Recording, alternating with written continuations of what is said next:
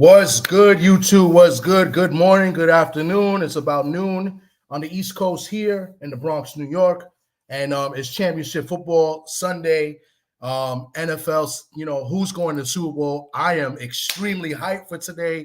You know what I'm saying? Yo, I can't believe after the season we just had, Seattle has a chance to go to the Super Bowl. I am so hyped. I got my Seahawk, jersey on, my Seahawk hat. You see the Seahawk logo in the back? Yo, I think we're gonna do it today. I think we're gonna make the bowl. Yo, man, Seahawks, baby, my Hawks, baby, the 12s in the building. Yo, D-Free, what is good with you? I see you got the Commanders stuff on. Your Commanders had a great season. But it's all about the Seahawks, baby. What's going on, bro? I think you stuck in Russell Wilson's second season. Y'all ain't going nowhere. I know you see the backdrop. It's Washington versus the Eagles today. Oh, shit. So wait, you telling me that we had 10 wins this season and we ain't got a shot? And we're not in the game? Y'all ain't got no shot. Damn, man. The only shot y'all got is a shot to watch the game on TV. That's the only shot y'all got. Oh man, I was so hyped. Now oh man. Anyway, we got a show to do. We got the AFC Championship game starting first. I think that's the first game at 3:00, and the NFC Championship at at 6 or a little bit after that.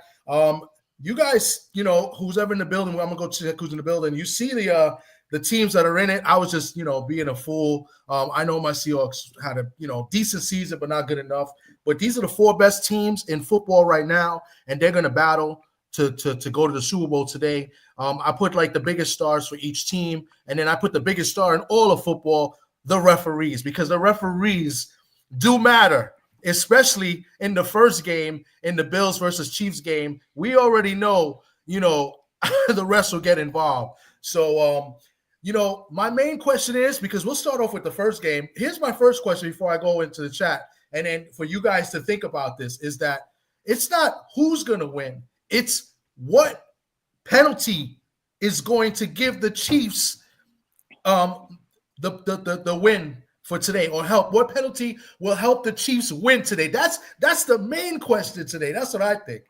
Hey, I'm a little nervous with the referees too, because they said Hockenty is calling the Washington versus Phillies game, and Philly is 6-0 with him as the referee, and 2 of those games they beat us. So I'm a little nervous with the referees out there. I mean, I got faith in Jaden Daniels. I think he's going to play to where the referee can't cause him the game. But I'm a little nervous if this game get close and it's down by Philly's down by 3 points and they trying to drive. Is it going to be a phantom penalty that's going to be called to give them a first down or put them in field goal range or something like that? I'm a little nervous. I need my Washington to go ahead and just blow the doors off of the Eagles so it can't even be close.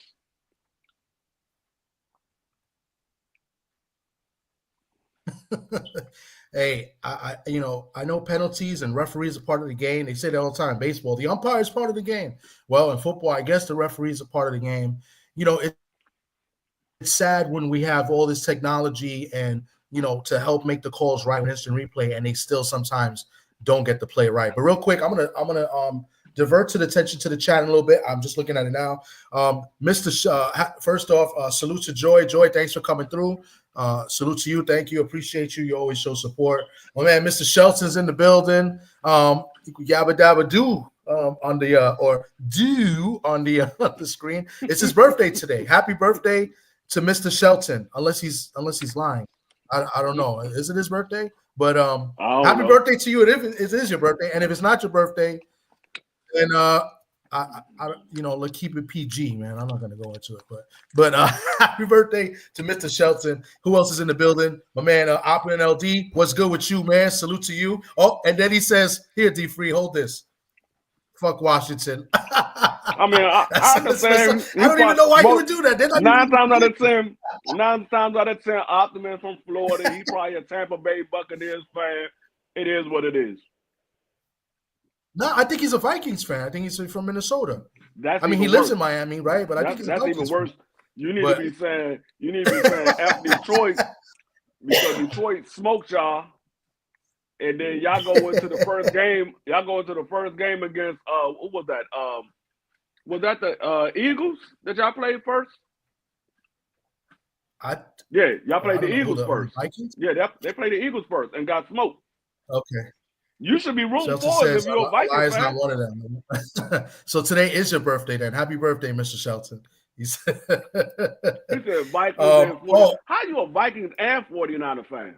Oh man, right there. That I immediately have to press hide on this and just hide that from the screen because 49ers, I hate the 49ers. So, but I don't know why he's hating on the Vikings. I'm not gonna lie, I be hating on the Eagles, and the only reason I hate on the Eagles is because of I have friends that are Eagles fans, and hopefully he'll come up. He says he's gonna try to make time.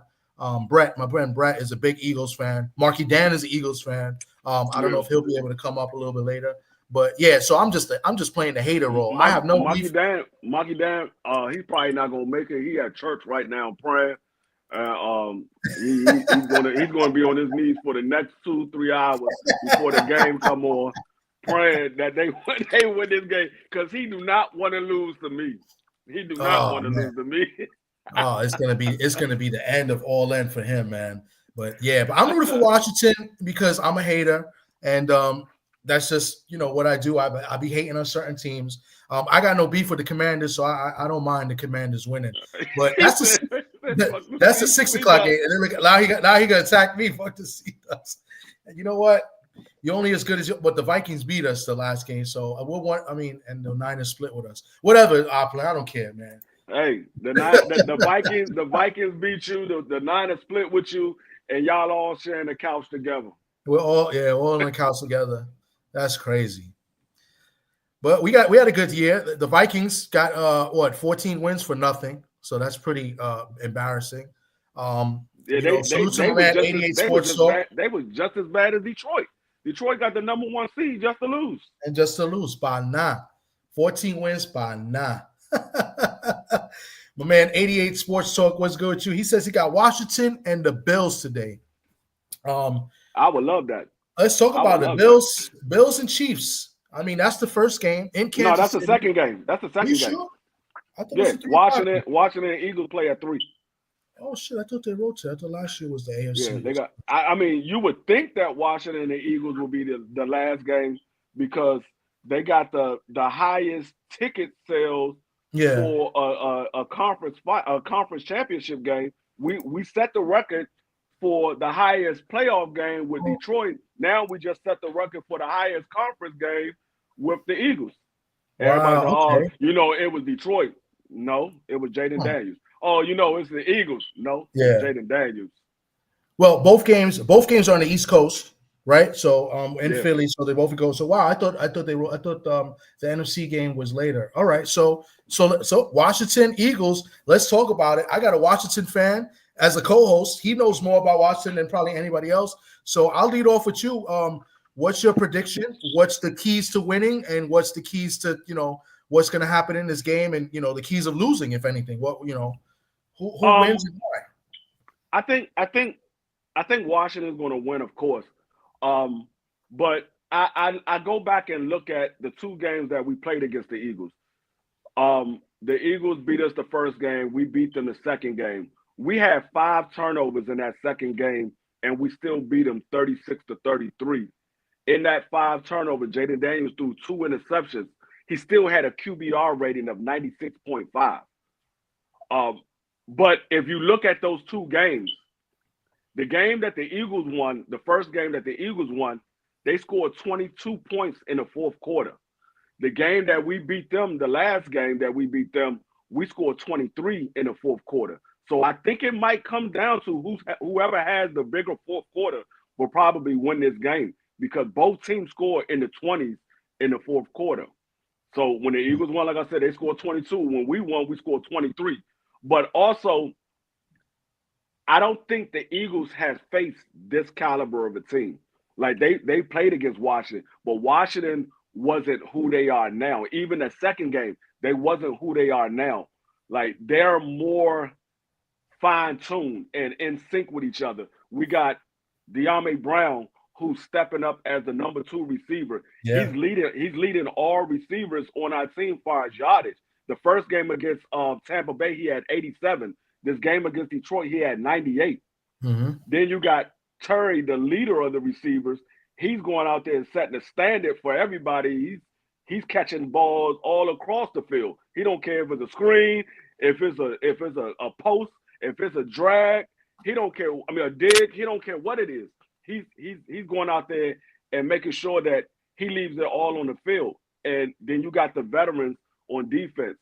The only thing that can possibly upset this game for me would be if Jalen Hurts have a big game in the passing game, because Jalen Hurts haven't been playing well since the playoffs, right before the playoffs started and into the playoffs. He hasn't been playing well. I don't know what's going on with him. I don't know what's going on with the receivers, but allow it to continue today, because they haven't been playing well at all as a unit, as far as the receiving core and the quarterback. Jalen Hurts, 2 games, he's thrown under 200 yards, both games. If it wasn't for the fact that he had Saquon Barkley, they probably lose both those games. Saquon Barkley, I think he rushed for like 150 yards the first game, and then the second game he rushed for 205. So I don't look at Saquon Barkley and say, hey, we got to stop Saquon Barkley, because going back to the 2 games that we played against the Eagles, the game that they won, Saquon Barkley had 149 yards. They won that game by I think like 8. I think it was like 26-18 or 28-20 or something like that. The game that we beat them 36-33, Saquon Barkley had 150 yards. So he roughly had the same amount of yardage. They won 1 game, they lost 1 game. So I think he's going to get his yardage. The key to this is stopping the passing. Keep Jalen Hurts in the pocket, make him beat you with his arms. Now, we have some help with that because Jalen Hurts got hurt in the last game, and he's going to be wearing a knee brace, so his mobility might not be a factor. And that also can hurt Saquon Barkley as well, because the reason why Saquon Barkley's been having so many yardage and so big of open holes is because people got to look out for Jalen Hurts as well as Saquon Barkley. So you can't key on just Saquon Barkley, because Jalen Hurts can hurt you with his legs as well. The game that he got hurt in last week, his first run was for 44 yards for a touchdown. Was his first run. So if he can't run and he can't move as well as he normally does, it makes it harder for Saquon Barkley to get big yardage, because now the defense don't have to worry about Jalen Hurts so much because he's immobile, and we can now focus solely on Saquon Barkley. But everybody say, I mean, the Eagles got the number 1 defense. They're a very good defensive team. But even with that number 1 defense, they got 5 turnovers and we still won the game. So their defense haven't been stopping the run like that as of late. Because if you look at the Rams last week, Williams had some big gains in that game. And the week before that, the running back had some nice carries. So, and our running game just came alive again last week. Mm-hmm. So if we can run the ball and we have to make them guard the run and have to look for the pass, that opens up a lot of more options for Jaden Daniels. He could either hand it off to Brian Robinson, or he could take off himself, or he could throw it down the field, because everybody is cheating up for the run. So it opens up a lot of windows for Jaden Daniels. So I think we have to play our style of football and make them have to react instead of acting.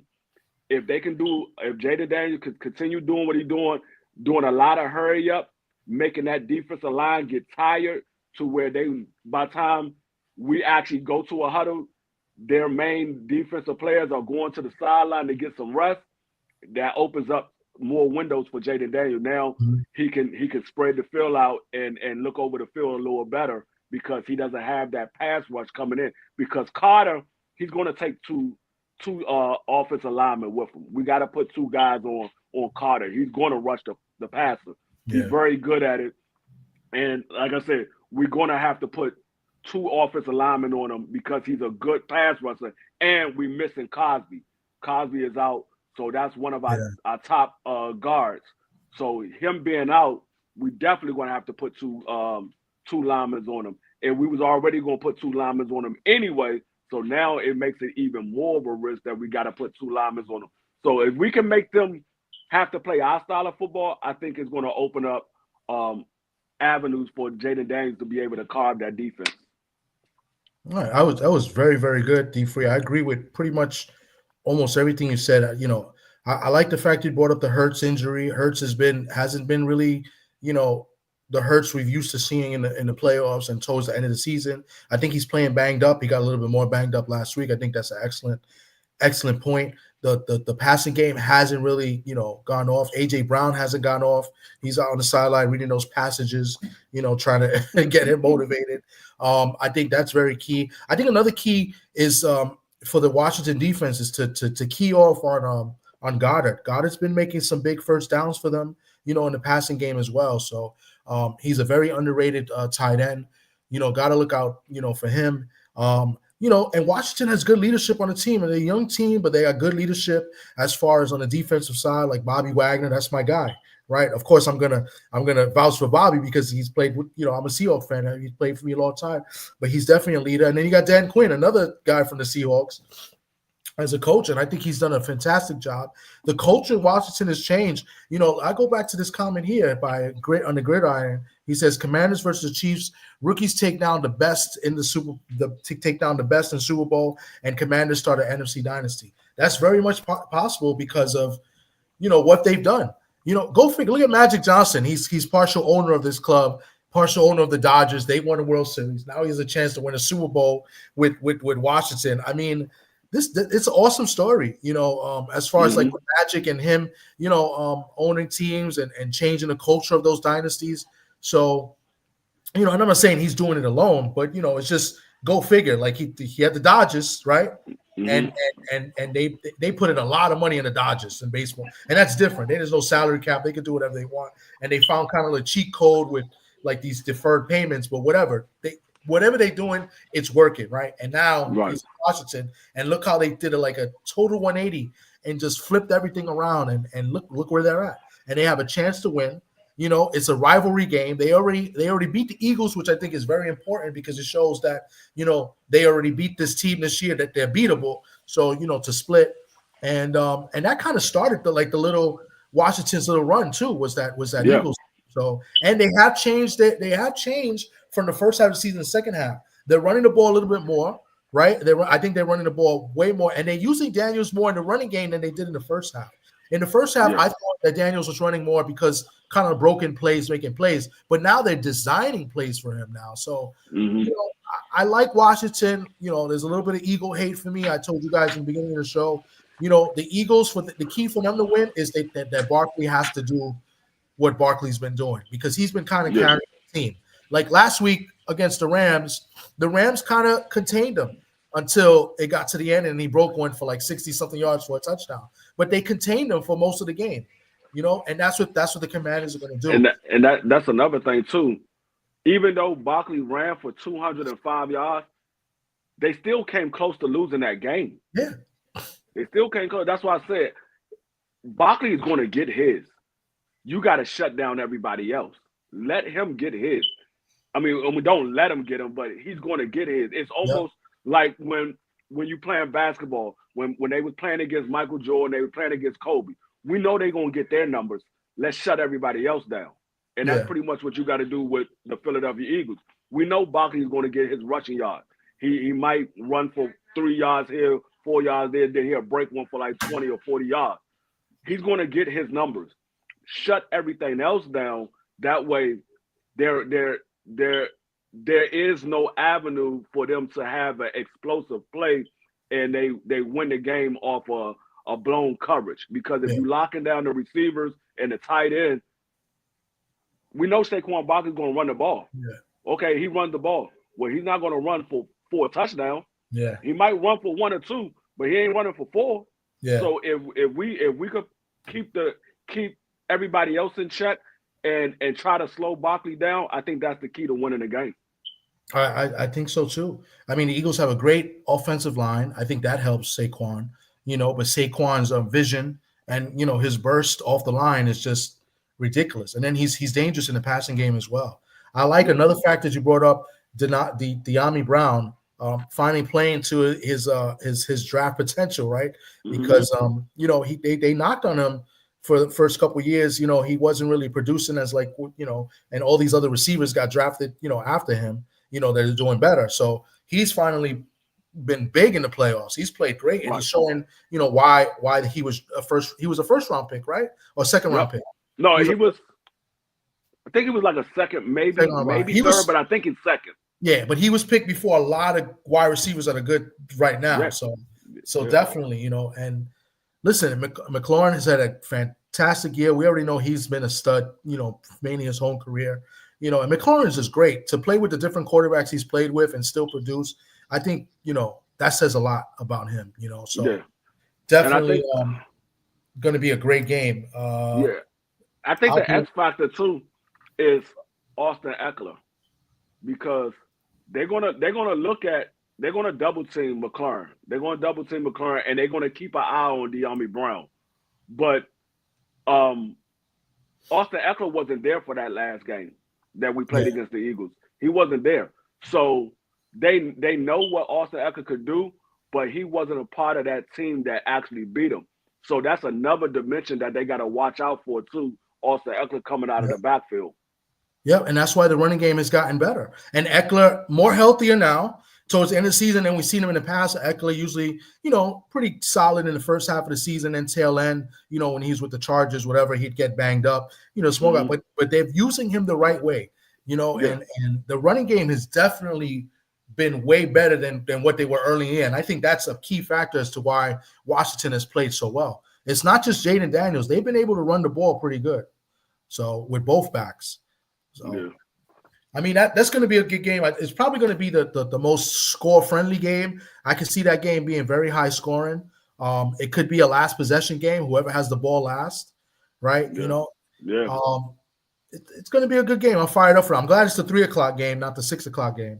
So that's good. I hope we could make this game look similar to the Detroit game, because I don't want to be sitting on the edge of my seat with a minute left in the fourth quarter and we up by 6 or we up by 3 points.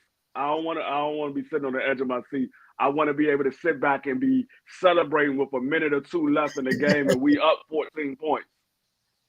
Another thing, I'll bring this up too, what we didn't bring up, and I think it's very important too, the coach's ability to go for it on fourth down. Those fourth down conversion and fourth down decisions are going to be very key in this game as well, as far as field possession and just conversion. So because they do like to go for it a lot on fourth down. So that's another thing. Washington's very aggressive. Yeah, Washington, last week we was 3 or 4 on fourth down. The only fourth down we didn't convert was that very first one in the when we got our first drive. That was the only one that we didn't convert. After that, Washington was like, nah, you're not stopping us on fourth down. Now the Eagles, the way to stop the Eagles, we got to keep them at 4th and long. Give them 4th and 5 or 4th and 6. We cannot give them 4th and 1 because we know what they're going to do with the 4th and 1. Yeah. And, but if we can keep them at, if this 3rd down and 10 and we can only give up 4 yards or give up 5 yards, I live with that. We can't let them get 8, 9 yards on 3rd down and they had 10 to go. And then they do the push tush, whatever, the tush push, whatever that game play is. But if they do it, I need somebody to hit Jalen Hurts right on that kneecap. Hit him right. Anytime he run the ball, don't even tackle him up high. Go right for his legs. You want to run? Okay. We're going to do like we do the running backs. We take their legs out. One other fact I just thought of too, I can see the Commanders winning, and I can see them winning on a Philadelphia Eagle missed field goal. Elliott of the Eagles has not been good at all. And if it comes down to where the Eagles got to make a field goal to win or tie the game, I'd be very nervous if I'm an Eagles fan because he has been very shaky, kicking field goals and extra points. Last week he did pretty good with the field goals. I think he missed the extra point, and I think he missed the field goal too. But he hit some big field goals in that game as well. But Elliott has looked very, very shaky. So that's another thing. If it comes down to a field goal and the Eagles need a tie or to go ahead, I'd be very nervous if I'm an Eagles fan. Yeah, and I trust Washington coaching more so than I trust the Eagles coaching. I think Washington has a better coaching staff. I think the Eagles, they make bad decisions at the wrong time. Like Washington will make a gutsy decision, but 9 times out of 10 is not a bad decision because we usually convert it. Eagles does that, but they don't convert a lot of them. They make gutsy decisions and they don't convert a lot of their gutsy decisions. So I trust Washington's coaching a little more than I do the Eagles coaching. They got good coaching. I just trust the Washington coaching a little bit more than I do the Eagles. Okay. Skywalker has Angelo Leo on tonight, but everybody's going to be watching football. I'll be checking in too because I like Angelo Leo. You know what I was thinking when I saw that you posted that, Skywalker? I know this is a little side from football talk. I was thinking about messaging Omar Trinidad and be like, yo, I know a guy that has Angelo Leo on. You want to jump on the panel and talk? So I was thinking about doing that. I don't know. I don't know if you want me to do that. Oh, they go Marky Dan. But if you want me to do that, I'll do that for you, Skywalker. Maybe he could come on and they could talk. I mean, so that'll be pretty cool. But yeah, back to football. So let's just shout out my man Southern T's in the building. Kui, salute to you. Trying to make sure I get everybody. Marky Dan just came in about the Eagles. Look at this guy. He just got finished praying. Grail Sabel, salute to you. I put the link in the chat if you guys want to come on. D Free, I think you got to share it to your thing, in order to for people to come up. So if Marky Dan want to come on, Southern Team want to come up and talk. Coach Joe was good. So Coach Joe, I see Coach Joe in the building. That's another Commanders fan, so that evens it out. You know, if any Eagle fans come up, if my boy come up, Coach Joe will be up here teaming up with D Free, so he don't get jumped. So I don't never get jumped. Get Tito from last night. Mercado? Is that Mercado? You talking about Mercado? Yeah. No, yeah, Mercado. Yeah, Mercado. I don't know him. He might be tough to get. I don't know how to get in touch with him. He's from Pomona, California, which is crazy out there. But I'll look into it. I'll see if I contact him on the gram. Maybe I'll get lucky.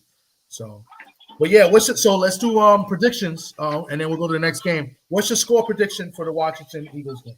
Let me see. I know I said I hope it be like the Detroit game, us up by 14 going into the last 2 minutes of the game, but I think Washington probably wins this game.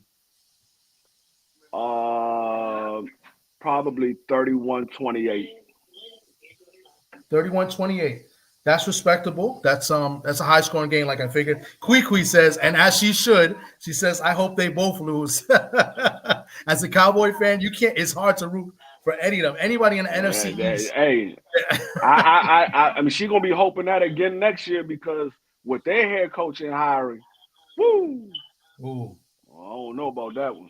Hold on. They over there taking some hits and dollars right now. I don't know if this works. Is that it? I put the link in the chat. Let me see. Oh, it won't work.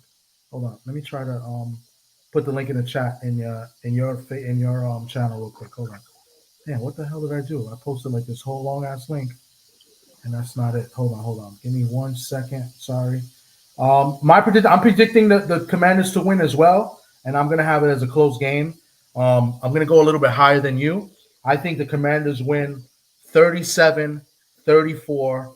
Elliott misses a 48-yarder to tie the game late, and Washington celebrates while my boy Brett puts his head down and sulks and cries and bangs the arm of his couch, and the Eagles lose, and I'm gonna love it, and we're all gonna roast them in the chat later, and it's just gonna be great. It's just gonna be awesome. Go Commanders! I got the Commanders in today's game against the Eagles but it's going to be a good game. There's no doubt about it.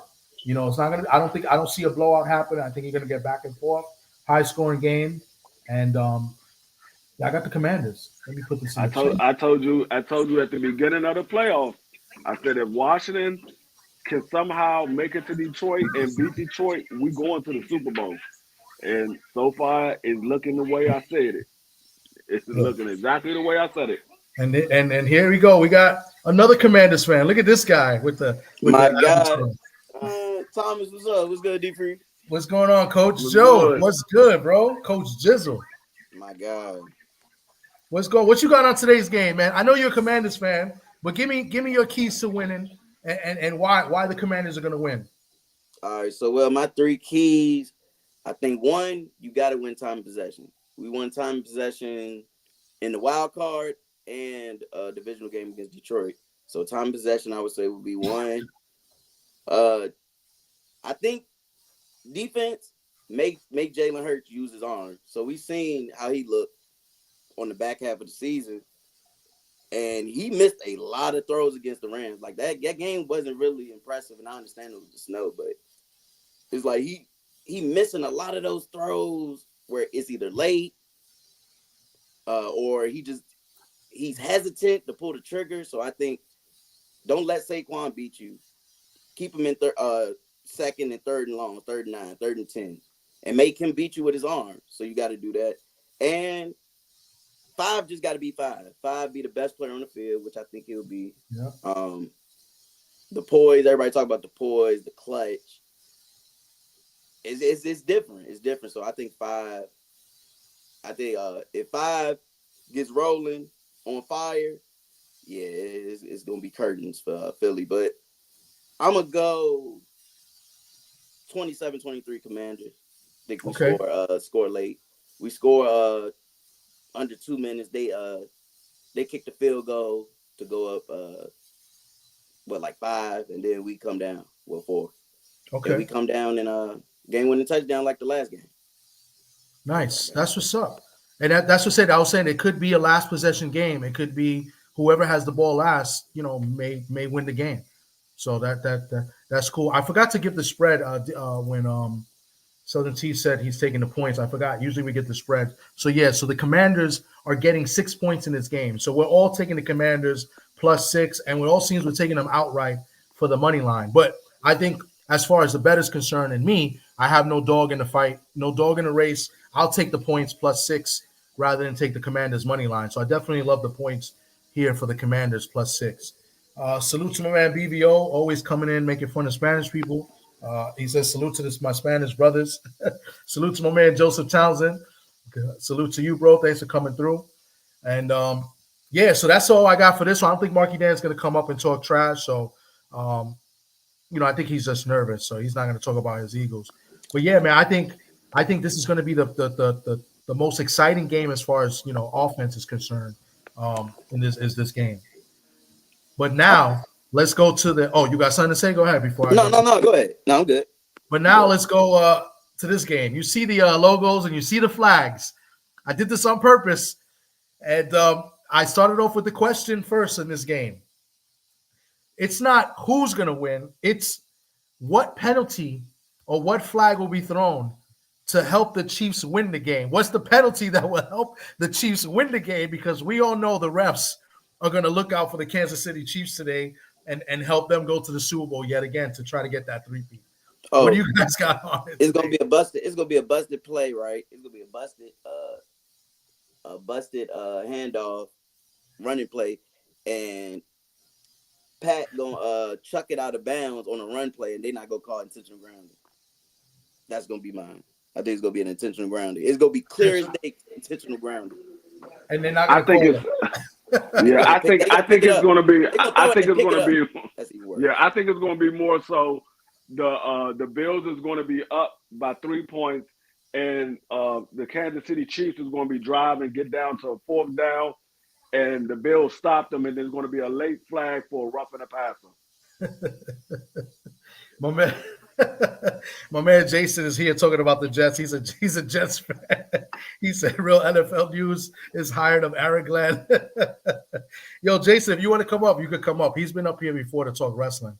But yeah, he's a big Jets fan. But yeah, what was that, D3? What do you think is going to happen? I think the Bills is going to be up by 3, and Kansas City is going to be driving, and the Bills going to stop Kansas City, but it's going to be a late flag for roughing the passer. Yo, it's crazy. So you guys pick 2 different penalties than what the obvious is going to be, because we all know that they've been saved on these BS pass interference calls out of nowhere. Like 5 minutes after the plays happen, there'll be a flag on the play, pass interference, Buffalo Bills, automatic first down for the Chiefs, and then they're gonna come up and kick a game-winning field goal. So that's kind of like the automatic. But I'm gonna stay away from the automatic like you guys. I'm gonna think it's gonna be a Mahomes running out of bounds, and they're gonna call a late hit because Mahomes' acting job is gonna slip to the floor. They're gonna give him 15 yards, first down, and that's gonna put them in position to kick a game-winning field goal. But his flopping is elite. Because he flopped against his flopping is elite. Because he flopped against the Texans. I was like, Pat, really, Pat. Yeah. It looked like they wanted to throw it too, which was terrible. It looked like the refs wanted to throw it. He definitely need an Oscar for his flopping. Yo, he definitely does. It's so bad how they help this team over and over again. Now, let's go to the let's go without the penalties. This team is a good team.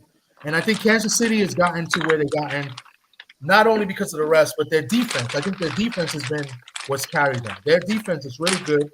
They got good corners. Offensively, they haven't been, Mahomes hasn't really been Mahomes. He's dealing with what he's got, banged up receiver. Kelsey hasn't really been Kelsey. Of late, he's getting older. They're running the ball. That's what they want to do, is run the ball first. You know what I'm saying? So Chiefs defensively, can they hold down Buffalo? Buffalo, what Josh Allen's done with the receivers he's got a young receiving core. I mean, give him props for what Josh Allen's done in that Buffalo team with those receivers. They like to run the ball first too. I think it's going to be a good game in Buffalo. In Kansas City, Buffalo's won there before. I believe they beat them in Kansas City earlier this year, right? It was in Kansas City. Yeah. So, they show that they could be done. So 88 Sports Talk says Bills are going to be up 10 points, and the Flags will get the Chiefs back in it. But the kicker Bass bails them out, and the Bills to the Super Bowl. And he says, laugh out. So he's still picking the Bills, even though the Chiefs will get a lot of help. My keys to that game, I would say it's for both sides. I think they both need to get the ground game going, because it's really going to come down to the better ground. You know what I just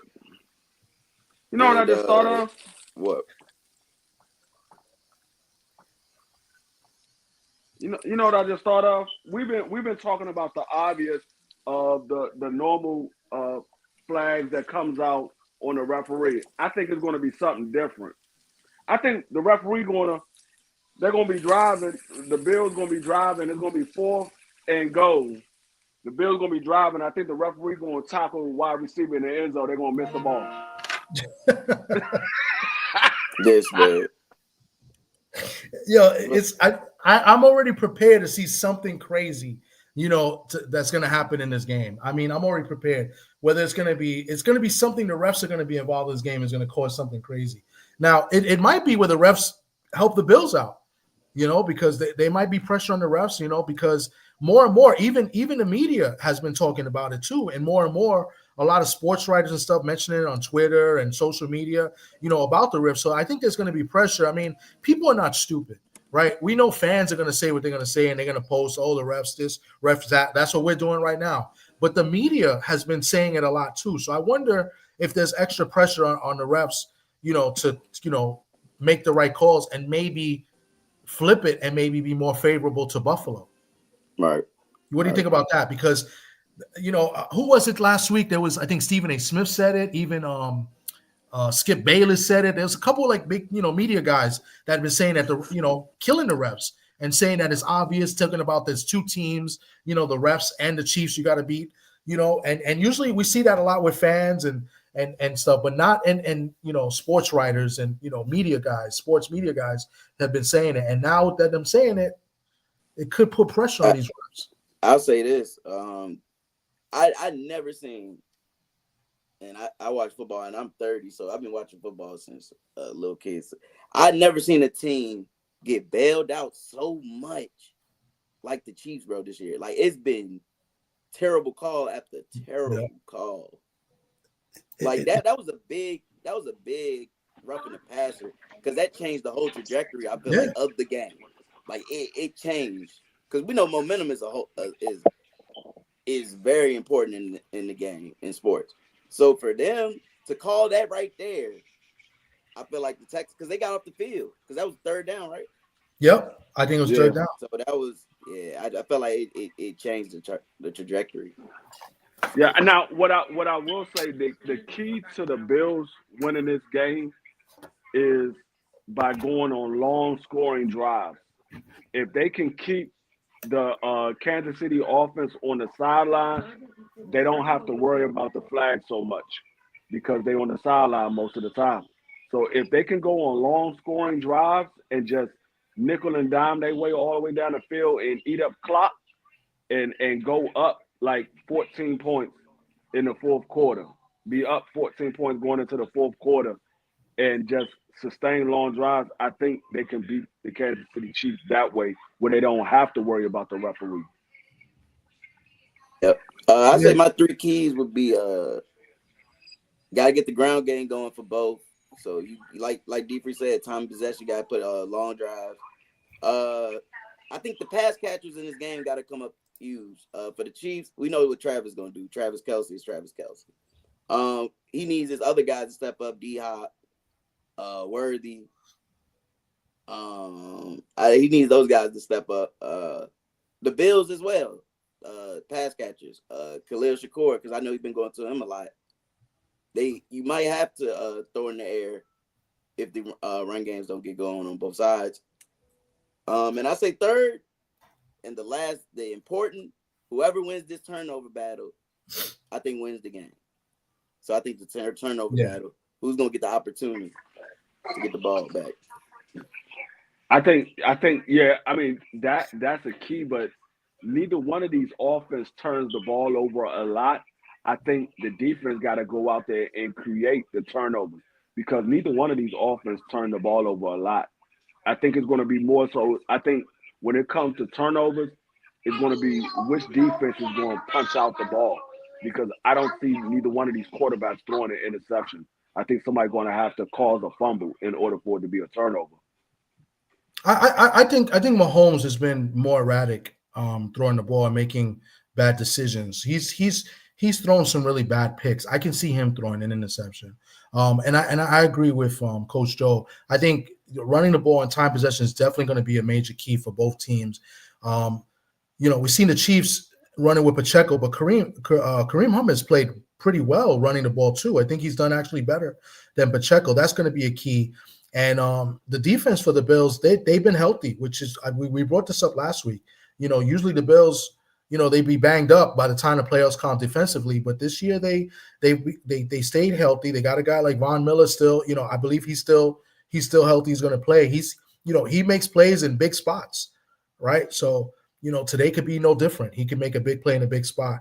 And I think I agree with Southern T. All jokes aside, I think the pressure's on with the refs. I think they let him play today.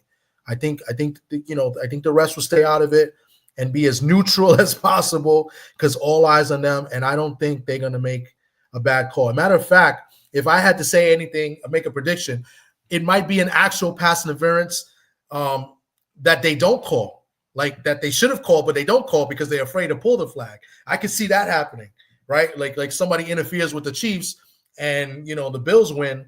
And it should have been a pass interference, but they didn't call it because they're afraid to call it. So I could see the reverse happening. That'd be pretty funny. So yeah, you see Pat Mahomes running up to the referee. Man, what you doing? What are you doing? You ain't see the play. let me ask you this, Thomas. What's up? So we've been hearing, the media say Jaden Daniels has the greatest rookie season, QB season. If he makes it to the Super Bowl, he don't even got to win it. Not necessarily win it, but if he goes to the Super Bowl, is it the greatest rookie season of all time in any sport? I I'm gonna say no because and it's funny we debated about this last week. We were talking about the top quarterbacks and people got on me and Sock and I think BVO. I still think Dan Marino had the best rookie season. Now they didn't win the Super Bowl. Now maybe a Jaden Daniels wins because Dan Marino made the Super Bowl his rookie year and he had a crazy season. No, he didn't. He didn't. It was the rookie year. It'll be the first. Yeah. He'll be the first rookie ever. Don't make me look it up. I could have sworn the rookie year they went to the Super Bowl. No, he made it. He didn't even make it to the AFC conference. It's only 6 quarterbacks that was a rookie that made it to the AFC conference. It was Sean King, it's Jaden Daniels, it was Mike Sanchez, Ben Roethlisberger. I'm missing 2, but it wasn't Dan Marino. You sure? Then it was the second year. Then that's my bad. I missed that. Yeah, because I'm looking that up right now. I could have sworn he made it his rookie year. Yeah, and Jaden Daniels will be the first quarterback to ever make it to the Super Bowl as a rookie if they win today. It will be the first. Oh, so then by far, then you know what, Coach Joe? Then he would be easy. Yeah. Because I thought they didn't win. I thought they made it to Super Bowl and they lost. Now the difference between Jaden Daniels and all of those other guys that made it to the conference final, Jaden Daniels the only quarterback that didn't have a top 3 defense. All the rest of them had top 3 defense. Yep. Jaden Daniels got the top 18th defense. We rank number 18 right now. So he's the only one that didn't have a top 3 defense. Yep, because all those defenses were dominant. Jets, dominant. Of course, Steel Curtain. So when Washington won the Super Bowl against the Dolphins, Dan Marino wasn't the quarterback? We didn't play the Dolphins in the Super Bowl. I think y'all won the Super Bowl against the Dolphins. It was the first one. You talking about 1983? Yeah. Well, 82. 83. Yeah. 82, 83. Yeah. Dan Marino wasn't the starting quarterback. No. Okay. So then I messed up. He wasn't the starting quarterback. He was a rookie, but he wasn't a starting quarterback. Okay. All right. So then, yeah, you got it. I messed up. That's my bad. So then definitely Jaden Daniels. I thought it was 83. So I got the year. So he must have came the next year. Yep. So he must have started in 83 after CNN made the Super Bowl to 84. Yeah, he started in 83. Washington won the Super Bowl in 83, but it was the 82 season. Damn, I could have sworn he was on that team. All right, look at later. Yeah, that was the 82 season, but they won it in 83. Dan Marino was drafted in 83. Okay. Yeah, because I know he made one Super Bowl. Who did they lose to in the Super Bowl? I don't know. But he's the first because all the it was against the Niners. So you're right. Yeah. So then that was the second year. Okay. I think all the guys. It was the Niners. Yeah. All the rookie quarterbacks that went to the conference game 0-5, and that man is a streak breaker. So. Because Ben Roethlisberger, he made it. His second year. They lost to the conference. He made it his rookie year. He made it to the conference final his rookie year, but they lost. He lost. Yeah. Everybody lost. I think they lost New England. Yeah, they all made it to the AFC or the NFC conference finals. Yeah, but they all lost. Yeah, if Jaden Daniels win, he would be the first one to start in the Super Bowl as a rookie. Yeah, he would be the first one to go to the Super Bowl as a rookie and Sean King lost to the greatest show on turf. Mark Sanchez lost to New England on the butt fumble. Everybody remember that. Yeah. Who else was it? Oh, Ben Roethlisberger lost to New England. The Sean King, they got screwed against the Rams that game. Yeah. Wasn't it like they missed? There was a missed call or something in that game. Yeah, it was. Yeah, because I remember that it was a low scoring game. They got screwed in that game. The Tampa Bay. They should have beat the Rams. I got to go back, but it was a penalty or something. It was something that happened in that game. There was a missed call, and then the Rams won. It was a low scoring game, but the Bucs should have won that game. But yeah, so okay, definitely Jaden Daniels would be the best rookie probably in all of sports. Because football, the quarterback, they can control the game, right? It's not like baseball, it's more of a team game. You could carry a team, so rookies could have a great, in baseball, you still got to win 4 out of 7. So definitely if they was to win the Super Bowl, yeah, by far. It was Flacco. Flacco the last one, D3.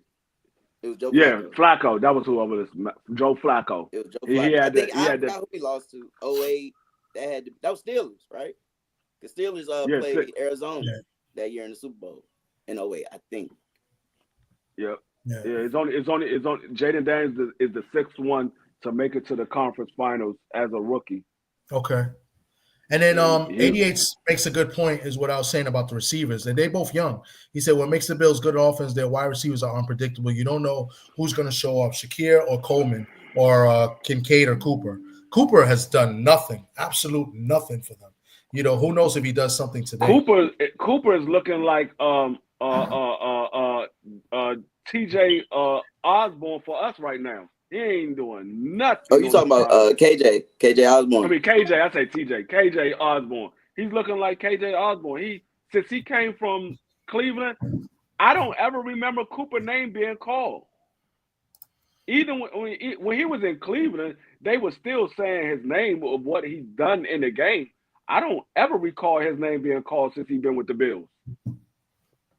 Yeah, he hasn't done anything. I think he got like one touchdown or maybe one big catch or something, or he had one good game, didn't get a touchdown, like his second game, I think, with them, but he's done absolutely nothing, you know. Yeah, Cooper's always, you know, he's a solid receiver, but always when in a big spot, when the game is on the line, he tends to disappear anyway. So, but yeah, their rookie receivers, Allen's done well with the receiving core that he had, and he lost his best receiver pretty much in Diggs and still had a great season. But, you know, they're a running team. They run the ball well too. So, but definitely, you know, the Coleman is good. I like Coleman. He's had a good rookie year. We had a lot of good rookie wide receivers this year that had, you know, good years. Coleman, Thomas from Jacksonville had a good rookie year.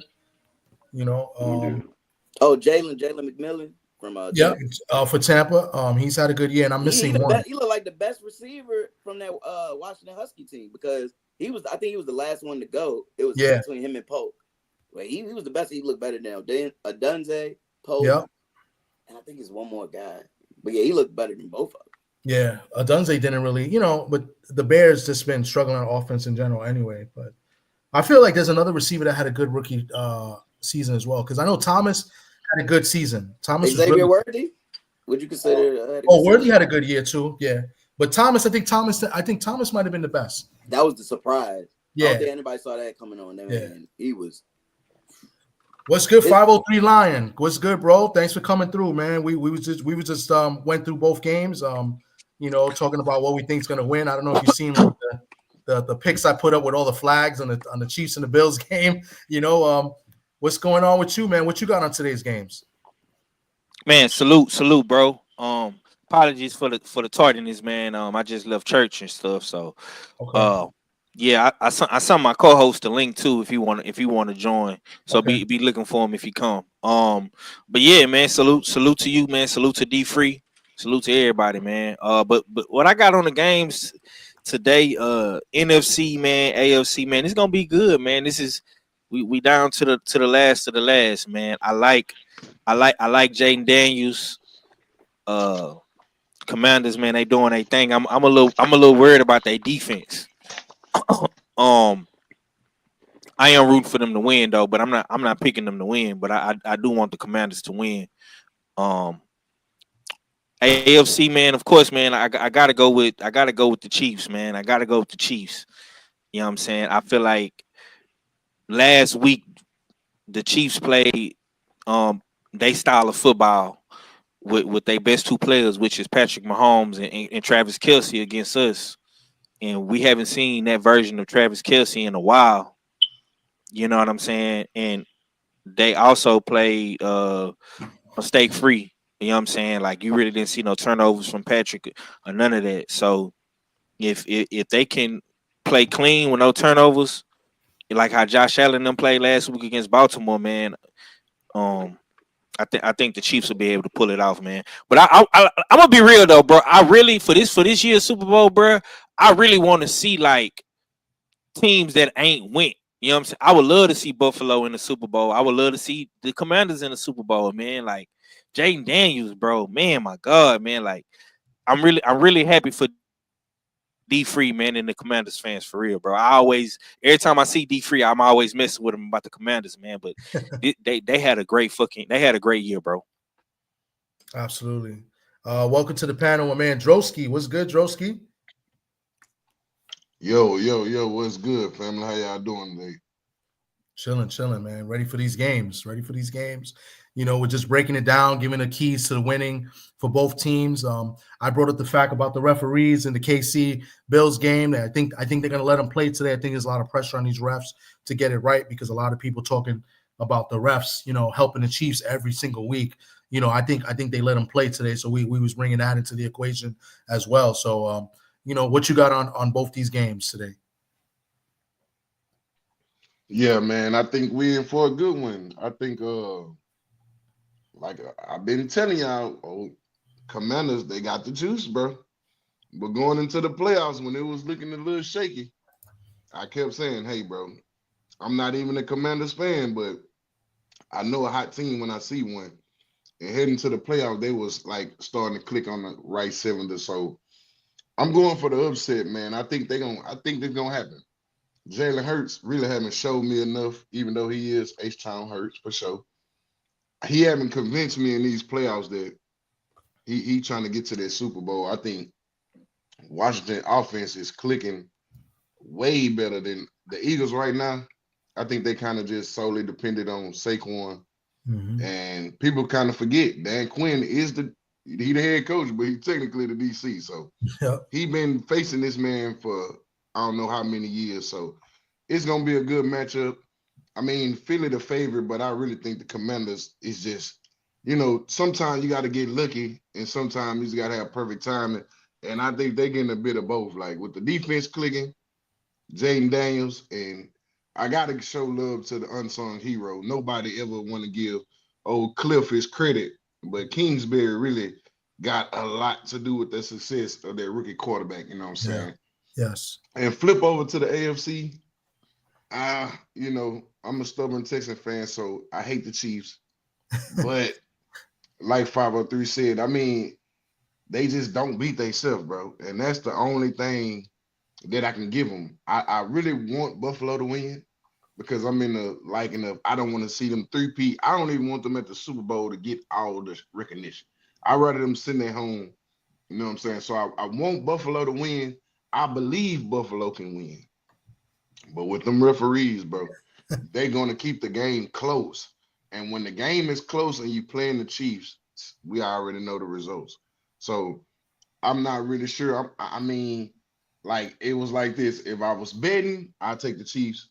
But if I had to go with a hard pick, I'm taking Buffalo for sure. Okay.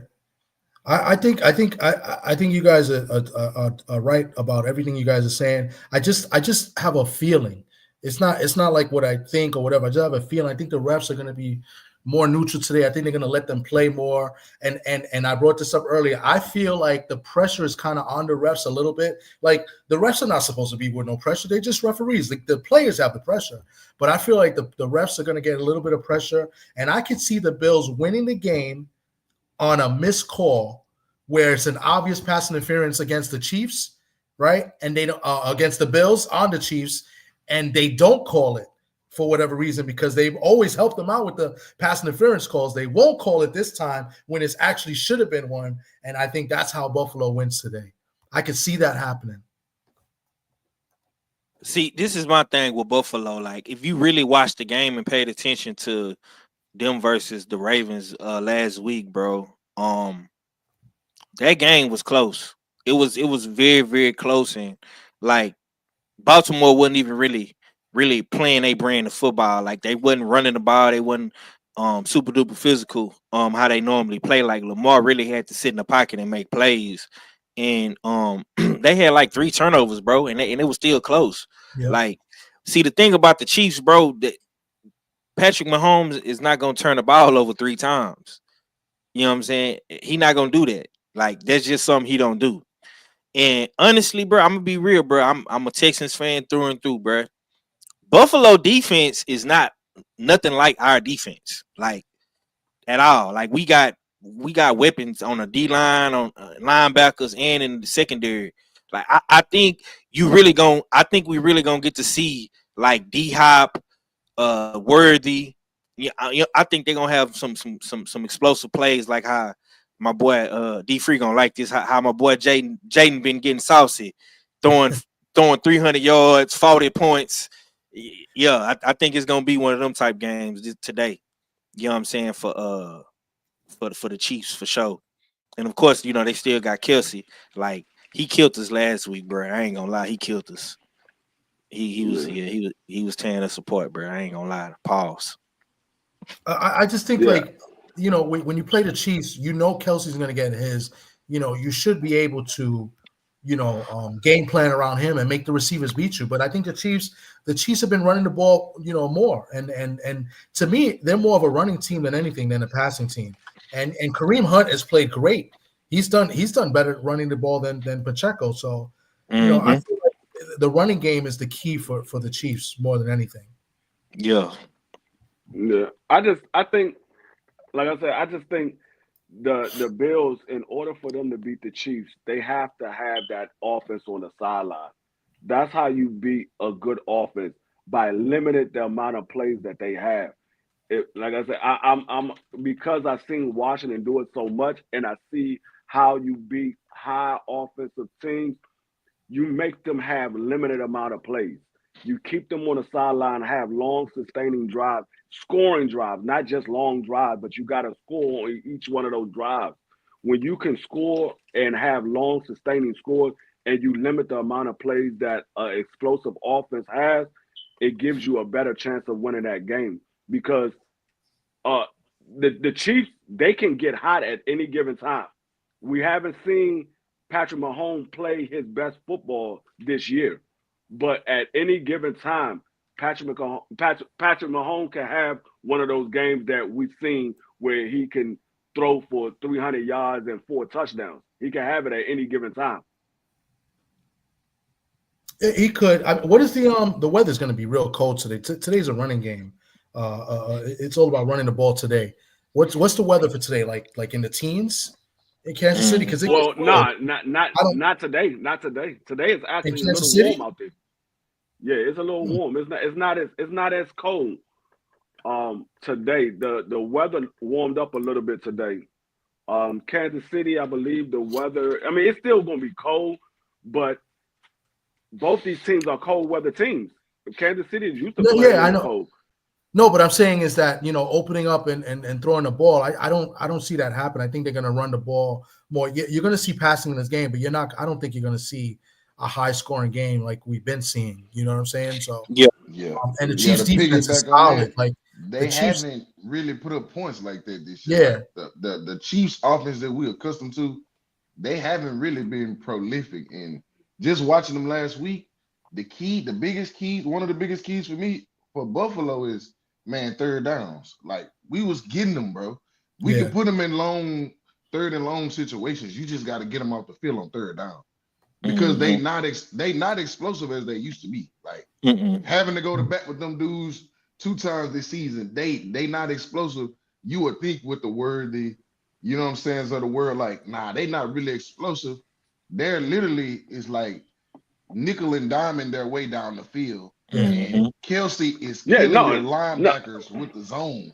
If you get a zone defense, that's how Kelsey make his money. Like, if you just get a shutdown safety on Kelsey, you can slow him down. It's when your defense get in these crazy situations, or they give up a penalty, and you thrust into getting their zone defense. That's how Kelsey really is so washed, bro. But he's playing with his brain right now. Yeah, his brain is just so much better, and he understands coverages just like a defensive guy. So the minute you get in any kind of zone, and that's what I want to see with Buffalo, how would they try to attack him today? Because you got to get in some man, because their zone. And I think also, if it come down to a running team, I think Buffalo's a better running team right now. Last week, Chiefs ain't really run the ball that effective. You know what I mean? It was Patrick really scrambling, extending plays. But if I have to take a run game, I'm taking Buffalo for sure. They've been running it pretty good with Cook. Not only that too, bro. It's like what I seen Lamar do, bro. If they drop back in the zone coverage, bro, and Lamar Jackson is able to pick them apart, I could just imagine what Patrick Mahomes is gonna do, or Jaden Daniels is gonna do. Like, you know what I'm saying? You can't play zone against Patrick Mahomes the whole game. You can't. No. And I like our defense, bruh. like Joe will tell you, bro, we play man all year. Like all year we play man, bro. That's what D'Amico, that's his bread and butter. But when you play them, you gotta try to switch something up. You gotta do something different. So it's just like I'm really worried about Buffalo defense, bro. You know what I'm Yeah, I saying? mean the game. If you go back and look at the game that Buffalo did beat the Chiefs, they had pressure on Mahomes. They put pressure on Mahomes. They made him uncomfortable, and that's where Mahomes will have those throws that's that's not on point. You gotta make him uncomfortable. You can't have him sitting back there and just reading the defense or scrambling around buying time. You gotta make him uncomfortable. When you make him uncomfortable, he'll throw an interception or he'll throw a pass too high or too low for his receivers. So that's how the Buffalo Bills beat him the first game. They made him uncomfortable. Right. And let me say this too, bro. I've been wanting to say this, and I'm glad it's all four of us on the show because I know y'all football, man. Jaden Daniels, bro. I keep seeing people trying to compare him to other rookie quarterbacks like CJ Stroud and stuff like that and Peyton Manning and all these great quarterbacks, bro. Listen, man. Jaden Daniels is one of one, dog. Like, and I'm like I say, I'm a diehard Texans fan, bro. Like, CJ Stroud had an amazing rookie debut for us. You know what I'm saying? But what Jaden Daniels is doing, bro, he one of one right now. Like, ain't nobody doing what this man is doing. Like, he in a class of his own. So I don't want to constantly see people putting Jaden Daniels and these other, black quarterbacks or whatever the case may be, like against each other. You know what I'm saying? Because they all cool, bro. Like Yeah, CJ Stroud and Jaden Daniels is from the same area. Like they both Cali boys. Yeah. You know what I'm saying? yeah, They played in the same little leagues and all this and all that. And people got to remember, bro, like Jaden and Jaden and CJ, bro, they was not the best kids growing up, bro. They was not Mr. California. They wasn't that, bro. That was Bryce Young. Yeah. yeah, You know what I'm yeah, saying? That was Bryce Young. He was the man in Cali growing up. It wasn't Jaden and CJ. It was him. No, for sure. They weren't even the best athletes. And the funny thing is, it yeah, just tell you about the journey because Jaden is actually older than CJ. Yeah. Like I would hmm like a year or two older than him. So it just show you everybody's path be different. You know what I'm saying? Mm-hmm. The path that Jaden had to take. But what I like about Jaden is like he confident, bro.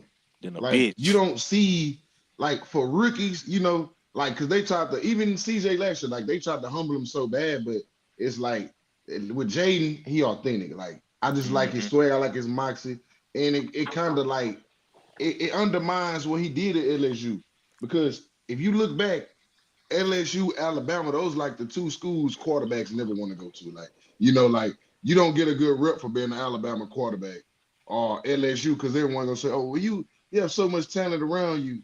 You know what I'm saying? But I like Jaden the way he got it out the mud, man. If you get into his story and just get to understand the kid, like this is like manifestation, bro. Like he meant. Mm-hmm. And what I want to ask, bro, the Commanders fan is like, y'all kind of remind us of us, like having to go so many years of being horrible, bro, and having to sit through the muck, you know what I'm saying, of that embarrassment. How does it feel to just see your team, bro? Yeah. You know what I'm saying? Just finally go from worst to first, bro. Like, I just want to know because we got a taste of it last year just winning one playoff game.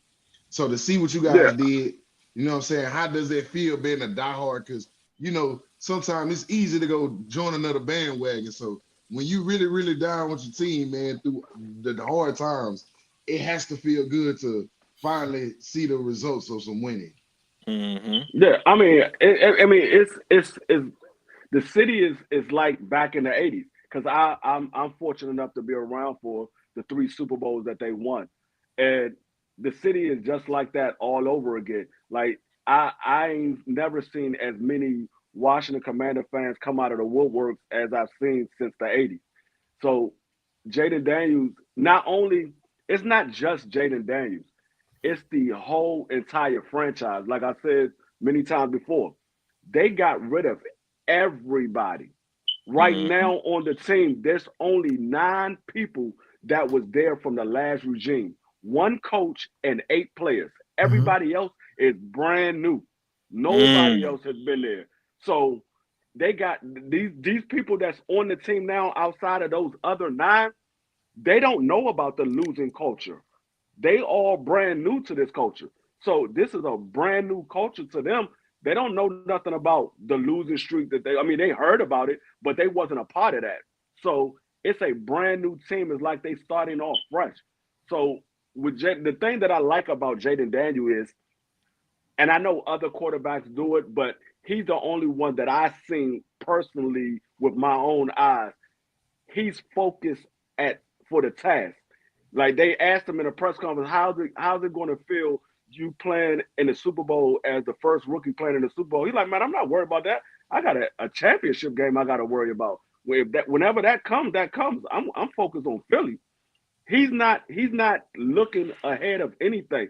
He's focused on a moment. Like no moment is too big for him. He's like he's already done it before. I mean, coming from the school that he came from at LSU when there's always like 80, 90,000 in the stands. He's not worried about the crowd because he's used to playing in front of big people. I mean, a big crowd Mm-hmm. every single game. So that's that's something that he shows. Like even when they won against the Tampa Bay Buccaneers and the field goal went off the upright and went in. He wasn't even amused by it. He looked over to the Sam uh the other coach the other quarterback we got from Notre Dame, Sam. I From think Notre he's from Dame. Notre I think he's from Notre Dame. But the other quarterback that we Sam got, Howell.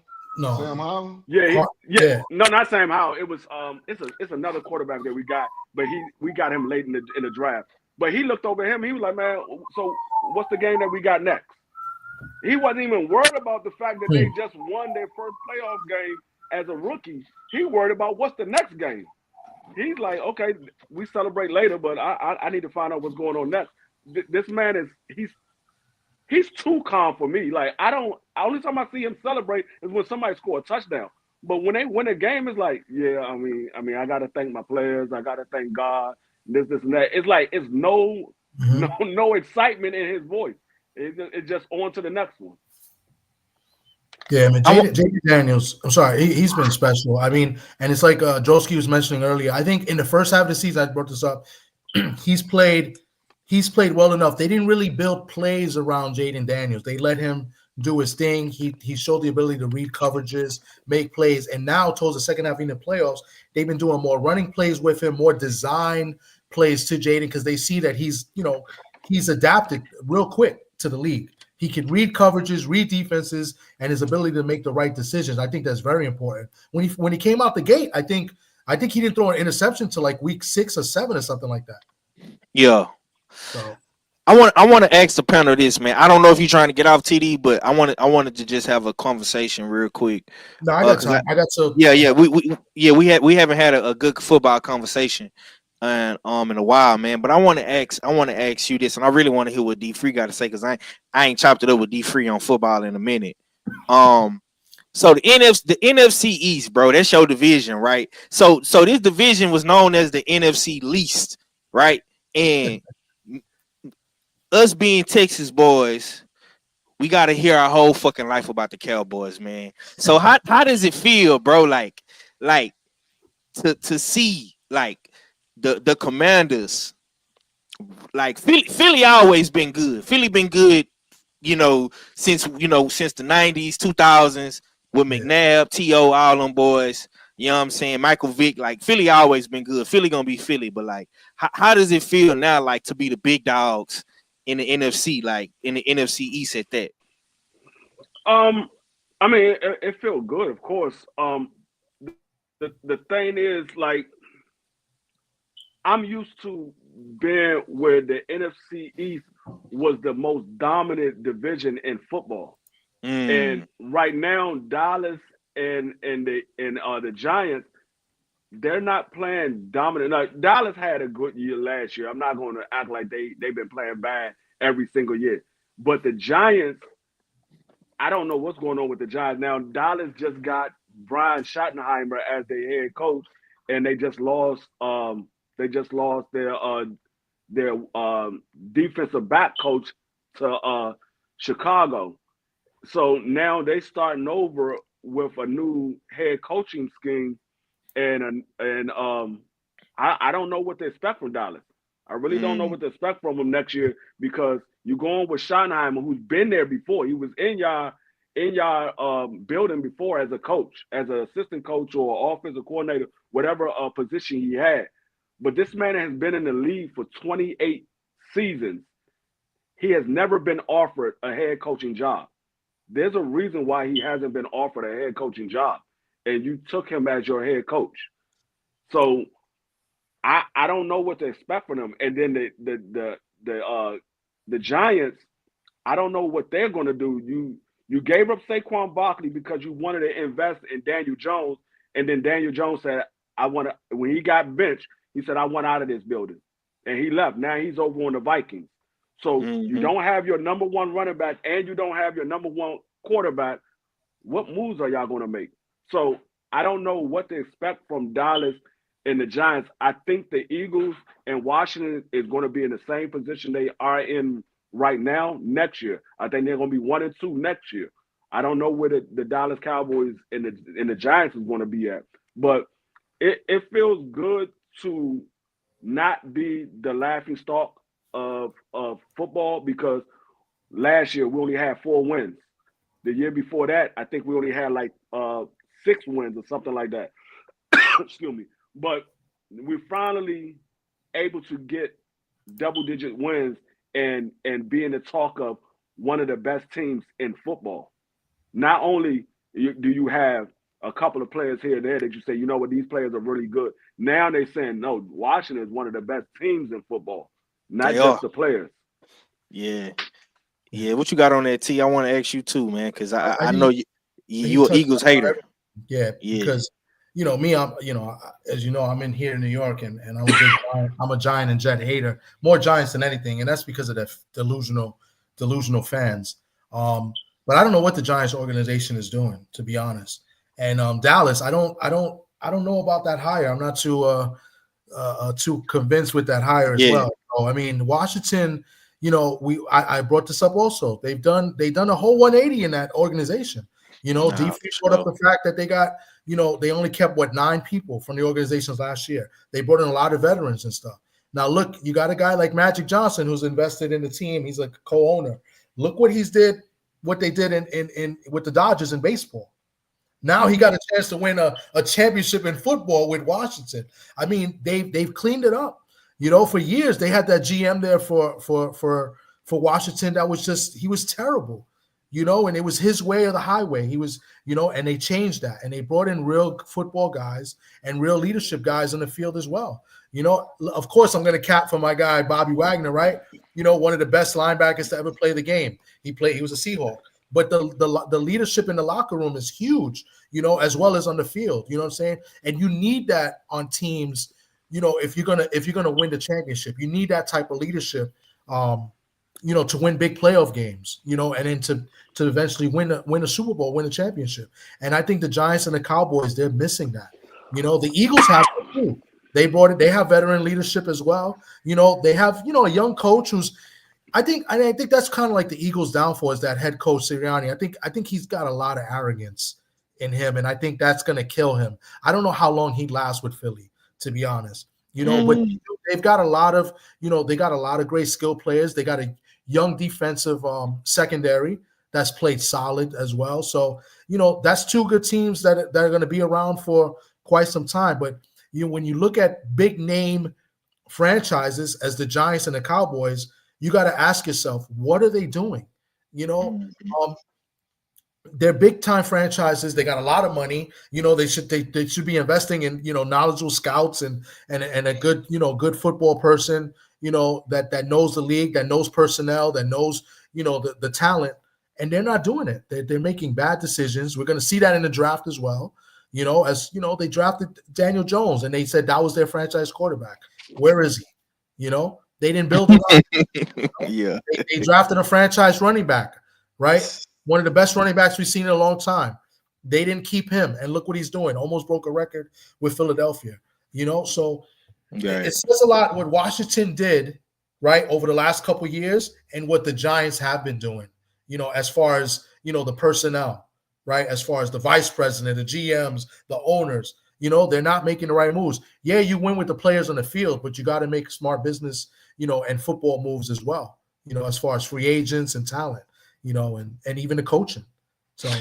Yeah. Hey, Dro, I'm gonna ask you too, bro, and I want to ask Dro this. Like, hey, I seen some things at the combine, man. Well, not at the combine, but at the little rookie camps they was having, man. I seen the Giants coach over there, shaking Shadour's hand, man. Do you think the Giants is gonna get Shador, and if they do, man, can they compete in the NFC East with the Commanders in Philly?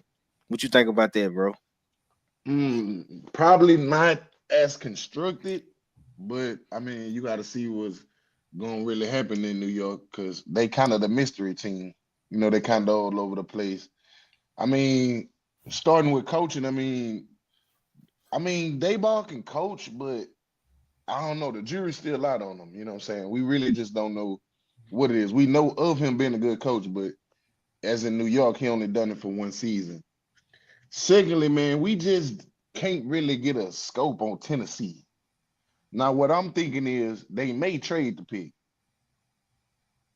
And then I think all chaos might break. But, I mean, the way they talking and walking, they talking as if they're going to take Travis with the number 1 pick. Because, I mean, if we going to be honest, if the GM say they want a generational talent, I mean, who's the most generational talent player in the draft? I mean, what are we talking about? Yeah. Generational, that's a big word. Yeah, I'm not gonna say Shador or Cam is definitely they not generational, like only once every 100 years. There has to be Travis. So I think if Tennessee stays there, they're gonna take Travis off of just what the GM said himself, which means Cleveland there too. I don't think Cleveland will pass up on Shador. But then again, I can see Cam or Shador fitting that Sarkisian scheme because that's why I don't understand why Deshaun can't ball in it. It's an easy system. So he just literally watched for real because, I mean, Sarkisian got a nice little scheme down there and they really a running team. So I can see Cam or Shador being there. So it really, to me, it comes down to the Browns. What can Brown do for them? Like, you know what I mean? Like, what's they flavor? Because I think if the Browns take Cam, he's definitely going to New York. He definitely going to New York. So it's really all up to Tennessee, man. I think with the generational, remarks, it could be smoke and screens, but I mean, everybody knows there's only one generational talent in this draft. Right. Yeah. And knowing that they need a quarterback, it just still don't make no sense though. Like, I mean, yes, y'all like generational talent, but you need a damn quarterback. Yeah. You know what I mean? Like, that's still crazy. So I don't know if they just trying to shake the board up, but I think ultimately Shador could end up in Cleveland. If Prime signed off for him going to Cleveland, no, he probably be in Cleveland. But I think that's the only thing. Like, I don't know if Cleveland he gonna want Shador in Cleveland. You know what I mean? Like, even though they not the brown bag Cleveland no more, but I just think Prime would probably just let them fall to 3 and let them go to New York. Well, I think Cam is going to Tennessee. Tennessee got the number 1 pick. I think he's going to go to Tennessee. But Shador already came out and said he doesn't want to go to Cleveland. So I don't think Cleveland's going to take him. I think Cleveland might go get Travis Hunter because Shador already said he doesn't want to go to Cleveland. He made it known he don't want to be in Cleveland. He's doing an Eli Manning. Yeah, he's doing an Eli Manning. He made it known he don't want to be in Cleveland. So there's going to be an opportunity for the number 3 and the number 4 pick to get him because Cleveland's not going to take him. It's no point of taking somebody who doesn't want to be there. So let me ask you a question then. With that scenario in play, do you see Cleveland trading that number 2 pick and getting more assets? They can. If say, because I don't know. Because they stuck in between the quarterback. They have a quarterback in Deshaun. They still going to draft another quarterback. So if you don't really care for Cam or Shador, you always can take one of the later guys and actually get, because they need all the assets they can get. You know what I mean? So that would set them up, especially having that bad contract from Deshaun. That would be a great power move to trade that pick. Because I really want to see who got the number 3 pick. Who has the number 3 pick? New York have it. Yeah, bro. I'm telling you, man. I think Shador going. I think he going to New York, bro. Here's the thing with that. I think the only way I could see them trading the pick is if Las Vegas. Yeah, if somebody Vegas gonna do it. I think Vegas gonna trade for the pick. Yeah, I'm about to say if somebody like the Raiders trade for the pick, that's the only way I can see them trading. Because if Cleveland picks Travis Hunter, the Giants is definitely taking him because they don't have a quarterback. They don't have one at all. Right. So and that's what I'm looking definitely at. Taking if he make it to 3, I don't see the Giants not gonna pass him up for sure. No, they not. But here's the thing with the Giants. Let me throw this in there, and you guys may not like this, but this is the truth. I know what he's about to say. You know what I know I've said it before. The Giants never draft and they don't start black quarterbacks. That's just the God honest truth. I knew you were going to say that. They don't. And they should. I think Cam Ward and Shador is definitely the pick they got to make. So I'm saying, I don't see it happening until it does happen. In this particular draft, who can they? What if that's our conspiracy theory? What they gonna do with this draft? When I'm just saying, seeing is believing, but don't be surprised. But now, what I will say is they might do like they did Jaden Daniels. Remember when they had Jaden Daniels there for an interview, and they were saying Jaden Daniels didn't know the playbook. They said Jaden Daniels didn't know how to read the playbook. Yeah. Put him. No. What happened was they put him on the board. And he asked him to, he called out a play. He put him on the whiteboard, and he asked him to recite the play to him. And then he also asked him, okay, in this situation, who you throw it to? And Jaden, and it's so funny because, like you said, they keep all these clips. They tried to play it like, he said he recited the play back to him, but instead of saying like an X, he said like a Z or something like that. And they was like, okay, that's fine. Like who we throw it to? He's like, I'm gonna throw a touchdown. You know what I'm saying? I'm not throwing it to a receiver. I'm gonna throw a touchdown in this situation. Like I'm not. And they ball kind of was like, well, they asked him. They asked him if it's a cover 1, what would you do? He said, yeah. That was the exact words. A cover 1, who you throw it to? He said a touchdown. So just that confidence, bro. Before the draft, you see what I'm saying? Like that just speaks volumes, bro. Like he really got it in him like that. But they try to make it seem like Jaden Daniels didn't know how to read the play. Yeah, and so they try to put like he was a bad thing on his name, and then now we see Jaden Daniels the best rookie out of the daggone draft. Yeah, that's crazy. And what's so funny is y'all took Malik Neighbors, and he the reason that y'all took him. You know what I'm saying? When you really break it down. Exactly. But I think Oakland, they coming for that number 2 spot because Cleveland, they don't, in their mind, they think they don't need a quarterback. Like if you look at the top 3, who's more likely to trade? I think Tennessee was smart. They will trade the pick, bro. I agree with you. They need so much. I think they should trade Garrett. I think they should just do a whole 180 and just start over. Trade Garrett. They could get a second round at the least for Garrett for a future draft pick, and they need to just rebuild again, right? Because they got the best defensive player in football. Oh, you're talking about Myles Garrett? Myles Garrett, yeah. They should trade Garrett. They should trade the pick, trade Garrett, and just rebuild. That's what I think Cleveland should do. We'll take them off their hands. We'll take Myles Garrett off their hands. He definitely can come to Houston. He's worth a first round pick, to be honest. Yeah, we wanted to get him before the free agency. I mean, before the trade deadline, had ended, they said, nah, he's not up for a trade. We wanted him or Max Crosby, but they said it wasn't up for he wasn't up for trade. So that's how we end up getting Marshawn Lattimore, because they didn't want to give up Myles Garrett.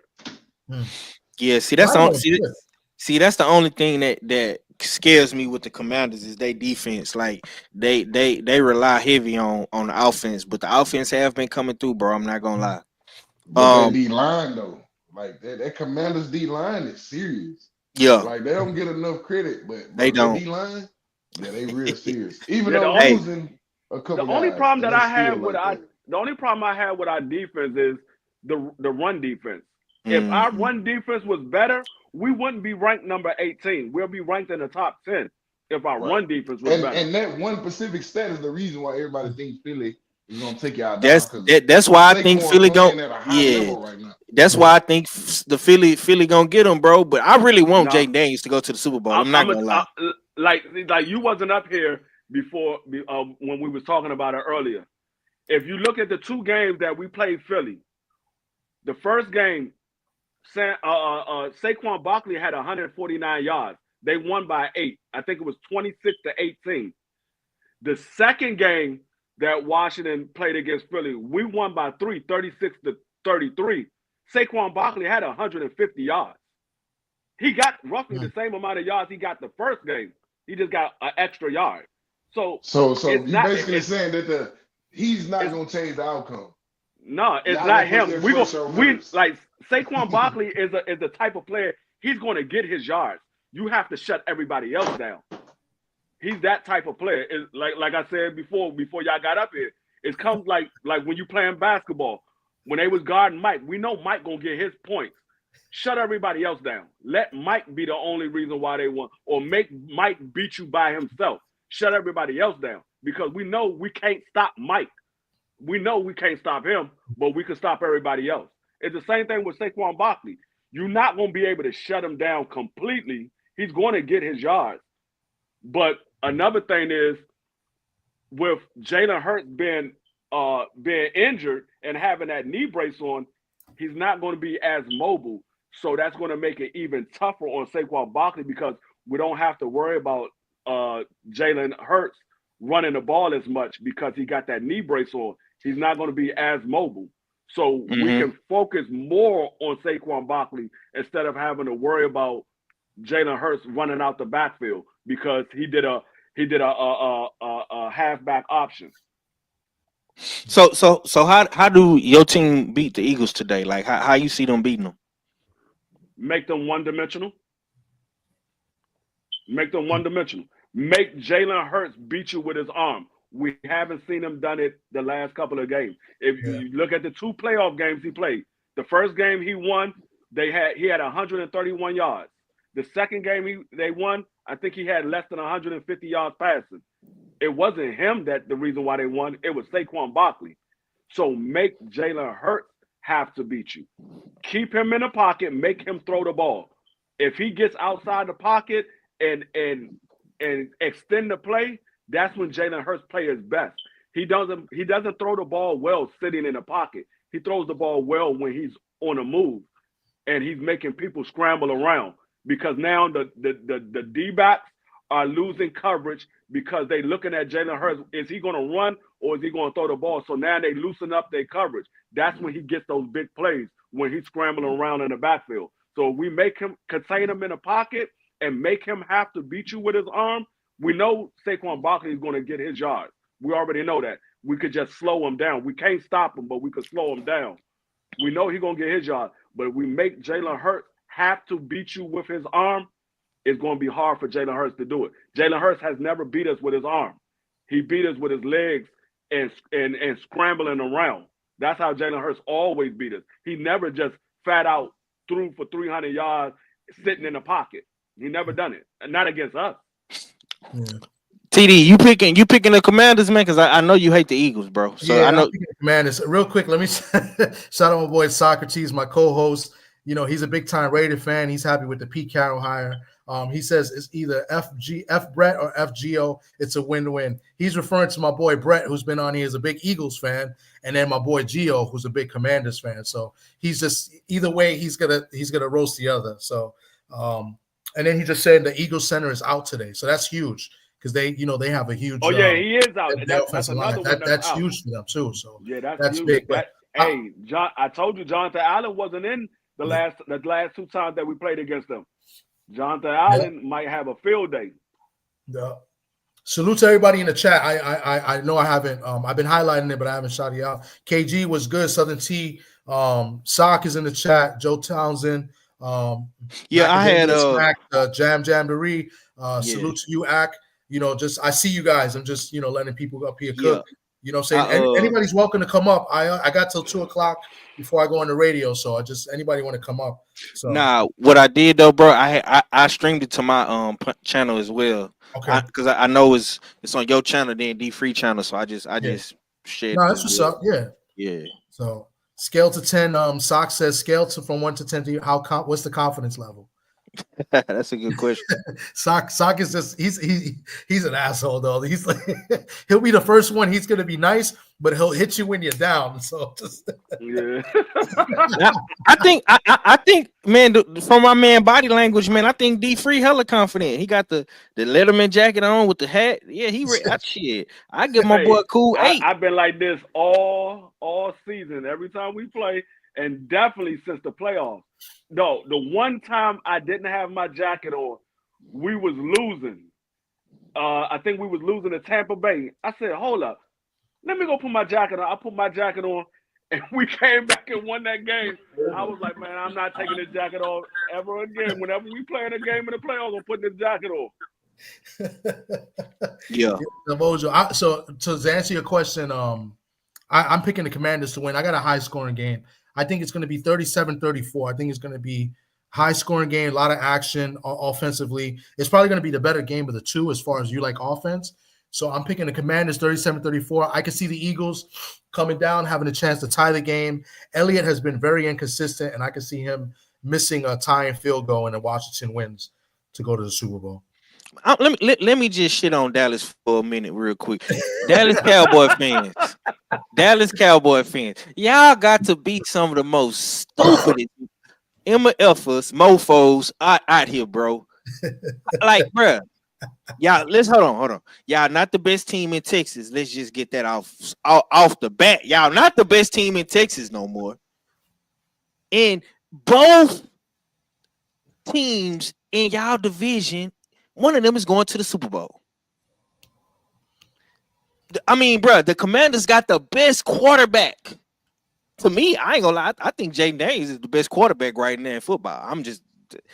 I think he better than all these dudes, bro. Like the Commanders got the best quarterback. You know what I'm saying? The Eagles got the best running back. Dallas, what y'all got? Like, what y'all got? They got Shoddy Ball. They got Shoddy Ball. They just hired Shoddy. Who the fuck is this dude, bro? Like, who is this dude, bro? Yeah, Sock, they got the best quarterback, Sock. They got the best quarterback, brother. I said it. I'm a CJ Stroud fan through and through, bro. But Jaden Daniels is the best quarterback right now, bro. He's the best quarterback. I put it this way: even if you say Jaden Daniels is not the best quarterback in the NFL this year, if you say he's not the best quarterback, he's playing the best out of every quarterback that's in the league right now. That's it right there, bro. He's playing the best. He's playing the best. He's playing the best football when you need your quarterback to play the best football. No, absolutely. As far as the top quarterback in the league, I wouldn't put him there yet, but absolutely, out of all the quarterbacks right now, he's playing the best at QB, even better than Allen, right? He's playing better than Josh Allen as well. He's carrying this team offensively. So, yeah, definitely he's playing the best quarterback. So listen, bro, CJ Stroud had the most yards out of all of the quarterbacks in the playoffs. But with that game, bro, that Detroit game, I don't know. Jaden Daniels was playing possessed, bro. He showed me something in that Detroit game. Bro.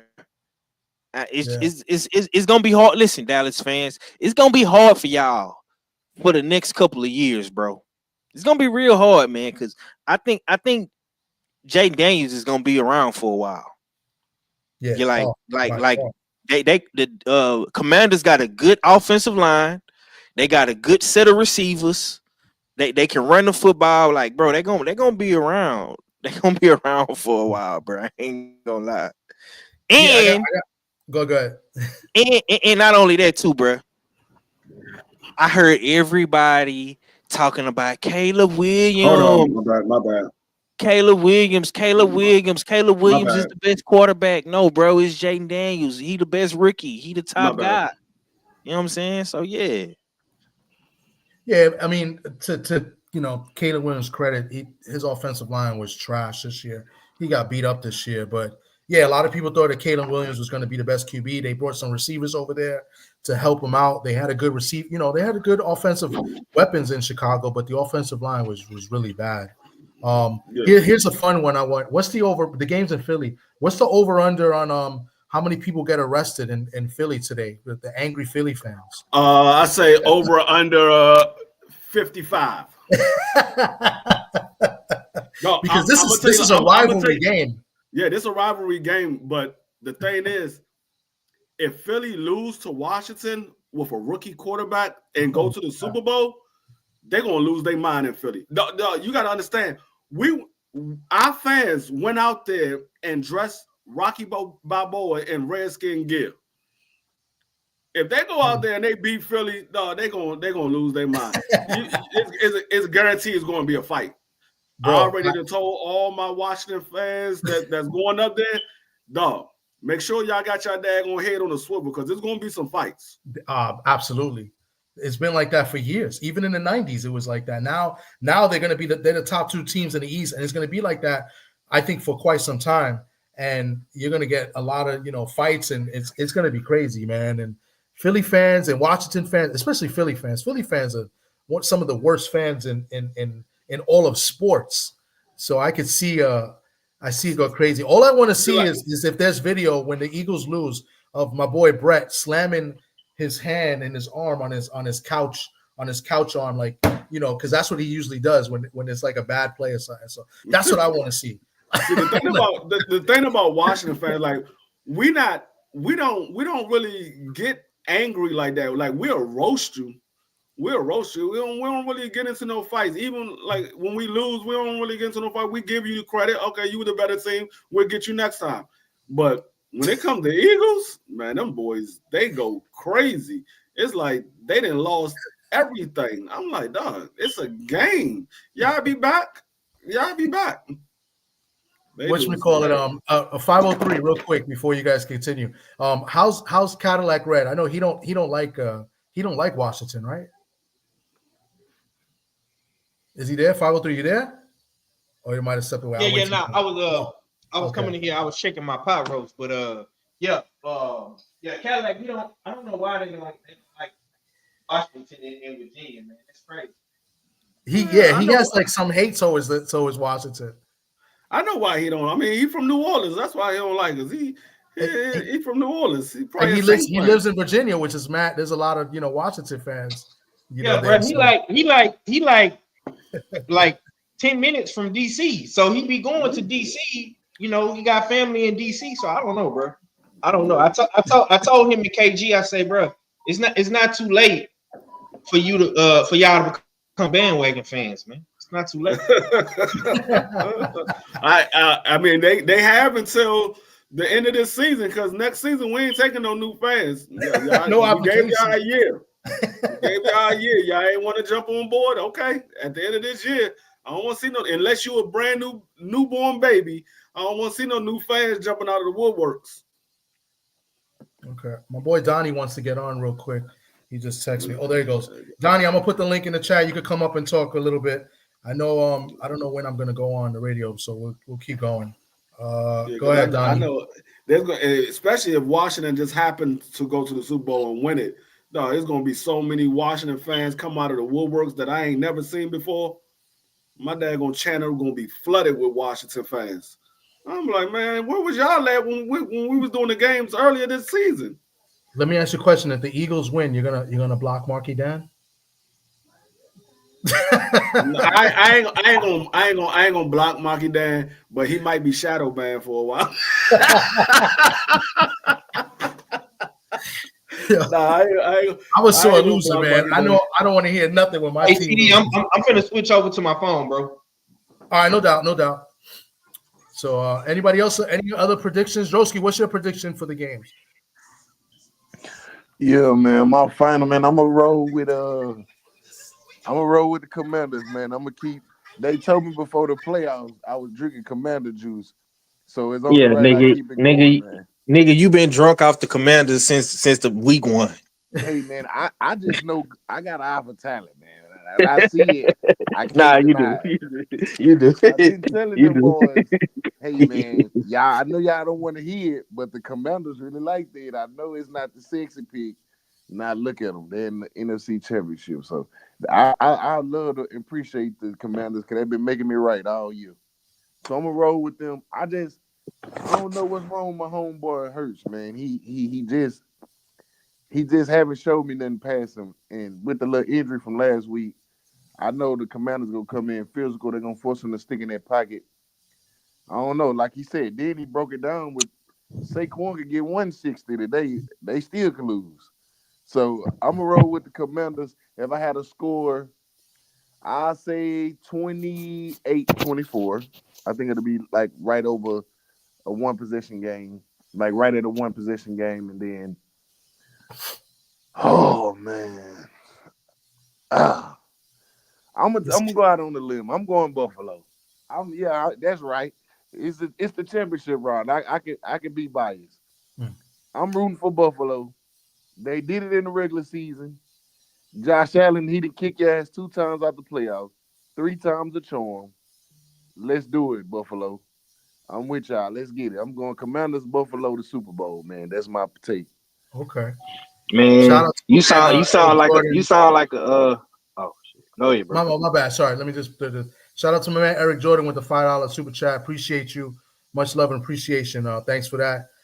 He says, as long as the Chiefs don't win the championship, I'm a happy camper. I think we all feel that way as well. Like, I'm tired of seeing the Chiefs, in the Super Bowl and winning Super Bowl. So I definitely don't want to see the Chiefs win. Anybody but the Chiefs. But you know what? I'm going to change that. Anybody but the Eagles and the Chiefs. I got hate towards the Eagles because of, Socrates knows. And I think Deep Free knows as well. So go ahead, 503. Nah, I was about to mess with Droga. I say he sound like a scoring fan, man. Like he mad about them Chiefs, man. Like you don't want to see them Chiefs in that bowl, man. Hey, man, my conspiracy is well because they popped them this year already. They the ones that put that 1 on their record, brother. So I think I got a little something to back up my point. You know what I mean? Like, hey, they did it once. Who said they can't do it again? We all know the Chiefs haven't been looking impressive. I just feel like this the year Josh got to get over the hump. Yeah. I mean, it's only right. Yeah, I mean, it's only right. You ruined Lamar's MVP for the year. So it's only right you spoil the 3-peat. Yeah, I mean, if he's going to win it, if he's going to win it at if he's going to get over the hump at any point, this is the right time to do it because this probably going to be the only time where you play against Patrick Mahomes and he's not playing like himself. Right. Yeah. I see in the chat somebody said the Eagles defense shutting it down, but I mean, they got to score too, though, bro. Like they have to score, and that's one thing that Go ahead. They're putting the money up. Yeah, I see that. I hear people say that, but they act like the Eagles didn't have the number 1 defense when we had 5 turnovers and we still won the game. They were still the number 1 defense at that time. They didn't shut anything down. We had 5 turnovers and we still scored 36 points. I forgot about that. That's a good point. Yeah. 5 turnovers, still won. Shout out to my man, the Hangout Spot. Salute to you, bro. Thanks for coming through. He said today's games are going to be lit. Absolutely. And Lamar's getting MVP. Lamar's getting MVP for sure. Yeah, he's going to get MVP. Donnie, you're on the panel now. Salute to you. Still got his Irish logo up. What's going on, Donnie? What you got to add to this? Donnie, you're on mute. Yeah, he's on mute. Oh, okay. There you go. Oh, there you go. Chilling, man. I got you hear me? Yeah, I got you. You hear me? Yeah, I hear you. Donnie, I hear you. What's man. wrong? I got Washington by 2 scores. By 3 scores. Oh, who got the background noise? Is it you, Donnie? You in the bodega, son? What's wrong with you? He sound like he had a watch party. 2 scores. 2 scores.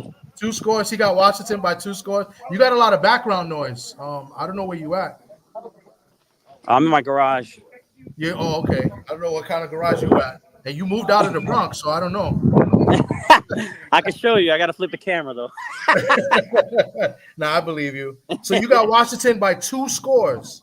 2 scores, brother. Wow. Why is that? Why you say that? I hope so. I've been saying I didn't think Philly was gonna win the last round. I think Daniels is, like I said last time. I think Daniels is a difference maker, man. He's gonna be the one that's gonna turn this game upside down. Okay. All right, but that 2 scores. Wow, that's domination. They're a 6-point underdog. LeBron, you want a beer? Yeah, you know me. I go for the underdogs. Okay. You did pick the Broncos in the first round, which was crazy. So I just want to add that to what you've been saying, so people know. But listen, I picked the Broncos, and I was still 4-2 with all of you guys. If I went, like everyone else did, I would have been 5-1. That's a good point. That's a good point. All right. I don't know if anybody else got anything to add. I saw my prediction. I got Washington winning 37-34, and I'm going to take Buffalo to win. I don't think I made a score prediction. I think Buffalo wins. I'm going to say 23-20. Yeah. I'm gonna say, because I didn't make my pick neither for the AFC game. I'm gonna say Patrick Mahomes and the Kansas City Chiefs is probably going to win this game, and it's probably going to be 17-10. It's going to be a low-scoring game. So you have Kansas City's defense shutting down Buffalo pretty much. 10 points. Yeah, I like what I saw from their defense against Houston last week. Their defense was flying all around the field. I like what I saw from their defense. And Buffalo doesn't have a lot of weapons like that. If Kansas City defense can play the same way they played last week, I think they give Buffalo a lot of problems. I want Buffalo to win, but I think Kansas City won't pull it out. Okay. So 503, real quick. You see all the flags I got on the screen because I feel like there's going to be a flag or maybe not that's going to determine the game. What do you got in the Bills and Chiefs game? Yeah, I'm with D3, but I gotta throw this in there, D. Yo, rookie quarterback, man. He stepped into a better offensive line situation. Our offensive line, man, we ain't as good as the Commanders. But I'm gonna say this. I think Patrick Mahomes and Kelsey is gonna be the difference makers in them winning, bro. Like they just do different things in the playoffs that they haven't been able to do in the regular season, especially this year. I see that game being like a 28-14 type game, man. I think Kansas is gonna really show up and show out. Unfortunately, I think this is the year where Josh Allen he doesn't make it to the Super Bowl, bro. Cause I'm like, bro, it's like with Josh Allen, bro. He damn near like Lamar. I mean, I just feel like Lamar just, he just make more amazing plays than Josh. But I think he on that level, man. Like, these dudes can't make it to the big game. You know what I'm saying? So I got Kansas, bro. Kansas for sure. I'm gonna say 28-14. 28-14. That's domination. That's 2 scores. Yeah. Wow. I like to see it. So the refs will have no impact on this game, according to 503. I kind of agree the same thing, but I got it a lot closer the other way around. Donnie, what do you think about the Chiefs and Bills? Donnie is in the garage. Joski, what do you think about the Bills and the Chiefs? Everybody's No, I'm good. I'm good. Oh, okay, go ahead. Oh, go ahead. All right. No, so for the Bills, I mean, it's hard to pick against Patrick, man. Yeah, I'm not gonna pick against Patrick until he loses. So I'm going KC, probably by like 7 by a score. Okay. Joski, what you got? That's you. 7 by a score. I'm gonna take the Buffalo. I think Buffalo will be able to run the ball on them today. I like Buffalo run game. I know Josh can make some plays with his feet. Just like bro alluded to, it's hard to go against Patrick, but hey, Brady had to lose one day, goddammit. So I'm gonna go with Buffalo. I say 24-17, close game, nothing crazy. I think Josh pull it out today. I think with the run game and if the defense, it's come down to the defense, Buffalo. They haven't been looking like the all world beaters, Kansas City Chiefs. Let's go steal one today, Josh. If you win and pop Lamar, you got to take down Patrick. So I'm gonna take the Bills today. Yeah. Yeah, I hope the Bills win. Patrick Mahomes is one of those guys.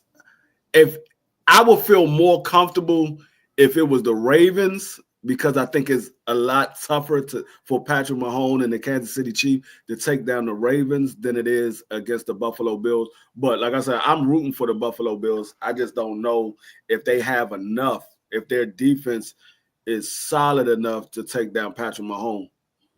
I mean, they done it before, but that was the regular season. This is a whole different ball game. I agree. I think the consensus is that for the most part, we all want Washington and Buffalo to win. It's just a matter of if that's going to happen. That's what we're rooting for. I think a lot of us also feel that the Chiefs will get the nod over the Bills, especially because of the way the games have been officiated and the way the Chiefs have been playing. So, I mean, man, why you throwing all that smut on the Chiefs, man, like that with the refs, man? Why you doing that? That's what's been happening. But I give the Chiefs a lot of credit. I think the Chiefs are very good defensively. I think they win, but that's what I'm saying. They win with defense. 503, you act like he's telling a lie or something. They win with defense, and they win with blown calls, bro. That's just what's been happening. 503 bet on the Chiefs. That's why he said that. He bet on the Chiefs. Nah, bro. I ain't put no bets in this weekend, bro. I'm just saying, like, bro, I'm gonna say this, bro. Like, I'm gonna say this. And D'Amico Ryans even said it, bro. We just didn't play our game. Like some calls, okay, cool. Like, the roughing the passer, unnecessary roughness, you know what I'm saying, when he slid. But bro, okay. It's more so the timely calls. Like when the game was 12-13, Texas went down and scored, missed the extra point, got Patrick on 3rd and long, got a big stop. Then Patrick does his miraculous run around, fake 17 times, then get hit, and then want to get a fucking flag. So it ain't that it's the timely of, okay, now the Texans got momentum. They driving. They get this. I almost get the stop. They get the stop. Oh, he go a flag. He go a free 15. He go a free walk into the red zone. Come on, bro. Like, it ain't that they're getting calls. It's the timely call. It's the same as when Brady was here. Brady. So you feel like we lost that game just because of bad calls? No. Hell no. We gave up 8 sacks. I would never.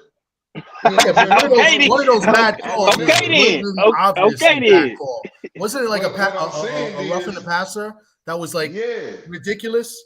Man, super ridiculous. That's what I'm saying. I'm telling 503, like, yes, we were in the game. I'm saying timely calls, bro. In that fourth quarter, let's talk about it. let's take away the first, second, and the third. Let's just get right into the fourth and look at the way the fourth quarter was officiated with those janky ass calls. Only when Houston does something right, like let them would have just went straight down the field, wouldn't have been not one flag. But the fact that Houston was fighting and Houston shut down their run game, and Patrick had to get into run around scramble mode, backyard mode, then he started having a little traction. But no, I'm not knocking the Chiefs. The Chiefs are the Chiefs. Like, what are we talking about? No one has beat them in 2 years in the playoffs, bro. So we're not. Think about what we said. We just said in the year that they not looking so all the world, now y'all getting these little calls to keep y'all in it. Is it the Taylor Swifts of the world? Do y'all want just a bigger game to promote? Yeah. Sell the celebrity? See, 503, we know you an undercover Chiefs fan. It's okay. We got that overstood. But what we saying is, Joe, don't do me like that, bro. Don't do me like that, bro. Are the facts, bro. The facts are the facts. Bro had every right to mention them calls because they still it's Sunday, another Sunday. Man, TD is a hater, bro. Y'all really want to know? Y'all really want to know what this feel like? Y'all really want to know what this feel like to me, being a Tennessee Titan fan? All them years we got to play the Patriots in the playoffs and shit, battling with them, and it's like you feel like a Derrick Henry face mask. You know what I'm saying? You offense of fucking running over the center penalty on the field goal to beat them. You be like, bro, that shit fixed. So being on the outside looking in, and I'm in the AFC, so I hate the Chiefs too. Hate them to death. Pat Mahomes got one of his biggest highlights on us. That sideline run that they won't stop fucking showing everywhere. You know what I mean? So being on the other side of that shit, you do feel. That's why I feel like they really the new Patriots. I feel like I've been here before as a Titan fan. I've been playing. Thanks. I've been playing against this team every year, and I'm like, bro, we better than this team this year, right? We better than this team. We can beat them. But it's like that call here, that call there. Yeah. And I know it's the Houston fan up here somewhere. They number one right now in the division. They number one right now. I know he up here somewhere. Hey, matter of fact, I don't think you giving CJ. Hey, I'm the Houston fan. I don't think you giving CJ. I don't think you giving CJ enough. Can we duke it out for them all the uniforms? But what? Put in the car. What you say? Can we duke it out for Yeah. You got two Houston boys up here. It's me and my boy Drosky, man. We H-time till we drizzle. We want them uniforms back. Yeah, we need them. Hey, look. Yeah. Nah, here. No. Y'all can't get them. We need them. Yeah, man. We need our all the shit. Hey, look. Hey, look. Y'all can have no Nashville attached to it, dog. Hey, y'all can have a lot of shit. Y'all ain't getting them jerseys back. That's cold, man. Yeah, and I'm gonna say this too. Since you on here, T, I do not want to see Shedeur Sanders in no Tennessee Titan uniform. Hey, look, I heard y'all hating on Cam Ward too. Let me drop this on y'all real quick about this Cam Ward brother, man. I heard somebody say he won generation now. Hold on. Now you talking about Cam Ward from Texas, right? Yeah, from Texas. Yeah, I'm highly disappointed. I'm highly disappointed. I'm highly disappointed in you, my brother. Okay. I'm highly disappointed in you, my talking brother. about the same person. I'm highly disappointed in you, my brother. Right. So let me drop this on you real quick. You said generational once every 100 years, right? You can't be a 0-star recruit and go to the first or the second pick in the draft and not be a generational talent. I'm sorry, but the way the portal set up now, man, they got 27-year-old dudes getting in the portal. So the game has changed drastically. Facts. Now, I admire Cam's journey. You know what I'm saying? Going through what Cam went, for one, I actually remember Cam coming out of high school at West Columbia, because we even had to play West Columbia a few times as high school that he went to. So I'm very familiar with Cam. You know what I'm saying? I'm not knocking Cam. I've been rooting for Cam since Washington State. You know what made Cam though great in generational is his drive to be great in generational. Like you tell Cam he can't, he gonna show you he damn sure is. He's been doing that. Kind of like Shedeur, my daddy did. You can't be more naturally talented than he's more of a natural talent than Shedeur, I think personally. Hey, salute to everybody on the panel. Good, yeah, no, man, I'm cool. Blessed that we here together on another football Sunday. I noticed you waited to deep to leave, so go ahead. No, I was just about to say, Cam, nobody was recruiting him out of high school. He said his dad was calling every school in the country and nobody was returning his calls. So I think I don't know where he walked on his I mean, freshman but that's season, kind but of because of where he's from. He's coming like a little small town in Texas, and it's not. Well, if you know anything about Texas high school football, it's like, man, it gets so crazy. They have so many levels of it. So where he came from was like a lower Texas got level 6 of high A's. school. Yeah, it got 6A. He come from like a 3A at the time, maybe 4A. Most So places when you got looking 5 at, A's. yeah, like a basic Texas, a normal district, you'll be 5A. That's like the average. 6A is the elites, you know, the North Shores, the K's, the I Westlake, ain't from Texas, but I got Texas roots though, so I know a little right. bit. So it's I know a little really bit. levels. And Cam was just like, it's almost like in LA. Like in Texas, that would be considered an inner city school. Just like You that. see what I'm saying? So you're not gonna get the same looks as the private schools and the big matter day schools and stuff like that. Cam just came from a small town. He's from a small little area.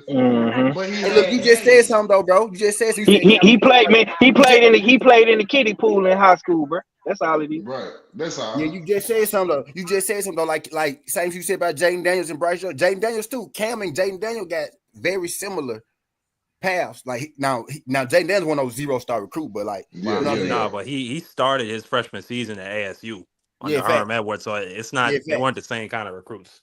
No. I said paths. I said same kind of paths. I didn't say same kind of recruits.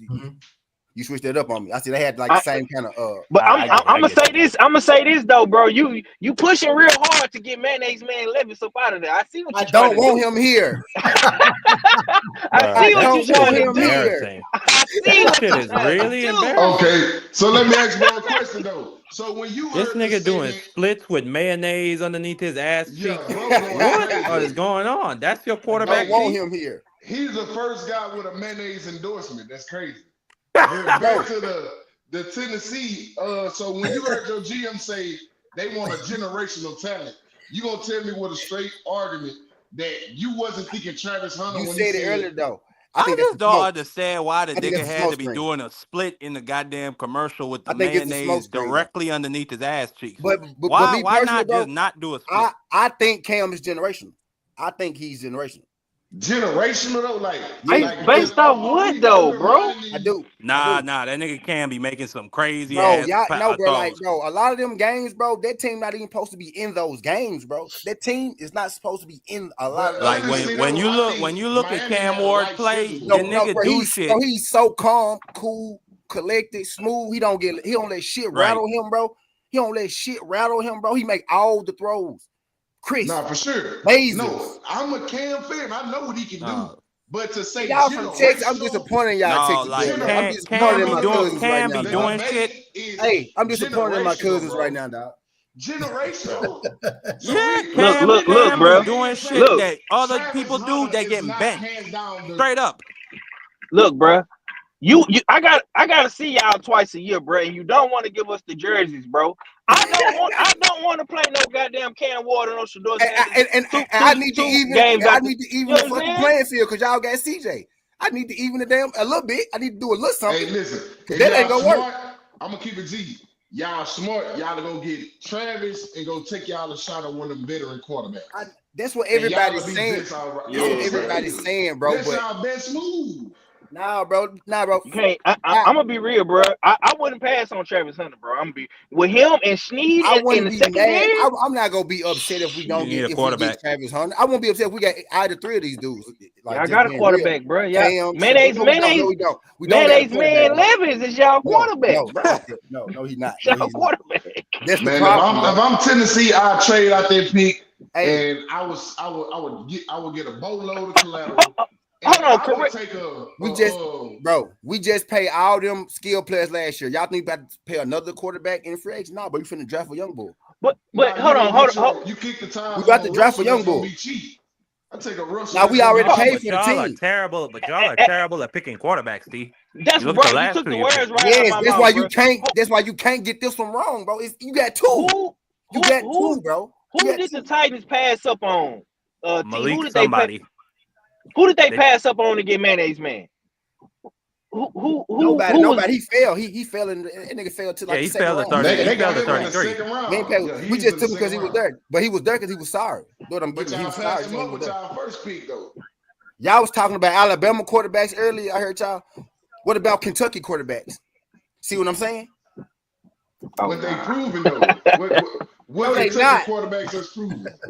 No, they not. Kentucky quarterbacks? Kentucky. What have they proven? Kentucky? They not proven. Who? I'm asking who's. Oh, that's what I'm saying. You said they proven or they not? They not. They know what I'm saying. Y'all talking about Think of Alabama. a year Kentucky was good in football. Imagine having a Kentucky quarterback. If you think an Alabama quarterback is bad, imagine having. Alabama's a football school. Kentucky's a straight hooping school. That's what I'm saying. Exactly. My point. I can't think of no year Kentucky was at the top of the SEC. Right. That's not even compatible for real. Exactly. My point exactly. So we don't even got an Alabama quarterback. We got a Kentucky quarterback. But I'm looking at what best quarterback from Kentucky is a wide receiver. As a franchise, I mean, y'all can swing at the fences for another quarterback, but y'all can use the pick. This is what I'm saying. Y'all honestly not a number one overall type team, which is a compliment. As in saying, y'all not that bad. Y'all ain't that bad to be the number one team. So if I'm you guys, I'm trading that pick and get all the assets, and then I still can capitalize. Nah, we got the assets. We got the assets, Dro. We got the assets. You need a quarterback. Who go get them the ball. We got the assets. They there, bro. Okay, so let's look at that offense. Tony Pollard. If y'all take Cam and he don't pan out, then where y'all go as an order? He can't be no worse than Levis, bro. He can't be no worse than Then it don't work out. Then you got to switch and pivot to another move. But hey, if you got the opportunity to get a generational quarterback in your building, you do it. What if Cam do work out? What's the risk? So hold on, T. So you want Cam Ward, right? That's what you want. Hey, I'm sold on. I'm sold on. Yeah, because because I see you've been doing a hard campaign for this. I'm not mad at you though. I'm not mad. I just listen to certain words. What happened, yo? Generational talent. That's Travis Hunter, bro.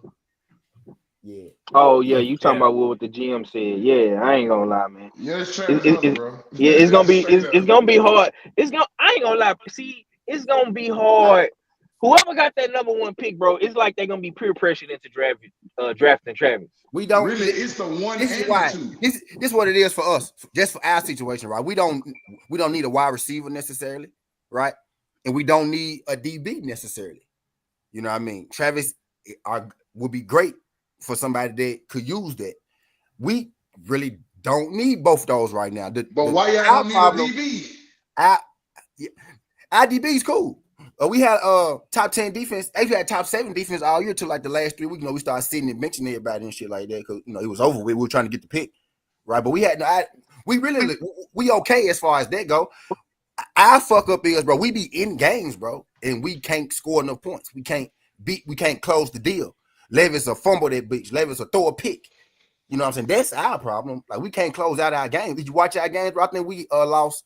We lost like 12 games by less than 3 points or some shit like that. Less than 3 points or some shit like that. So we be in games, bro, but it's like our offense, our situational offense was fucking terrible because our QB was terrible. Bro, if we had kept Malik Willis, then I would. If we had kept Willis, bro, I would 100% agree with you, Josh. If we had kept Willis, that's in Green Bay right now, nigga, I would be all over Travis Hunter. I'd be y'all actually had the second highest rated defense in the league through 10 weeks. You know what I'm saying? Yeah, so no, y'all definitely had something with that team. Yeah, and we was top 7. We underachieved because of the QB. If we being real, honestly, y'all, we underachieved because of the quarterback position. Bruh, I always tell Drew, I say, bruh, I'm really not worried about anybody in our division except for the Titans, but this year y'all definitely underachieved. Listen, y'all gotta still get over the coach. The coach really the next best thing right now. We won good draft pick, bro. And I take either one of them brothers, bro. I take all 3 of them. Like none of them bad players. We won draft pick, bro. I feel like one quarterback away from like having some Redskins. Some Commander shit happen to us. You know what I'm saying? We really is though. Like we one good move away, bro. Our history with QB suck, bro. We got 2 right now. Y'all, please don't fuck this up.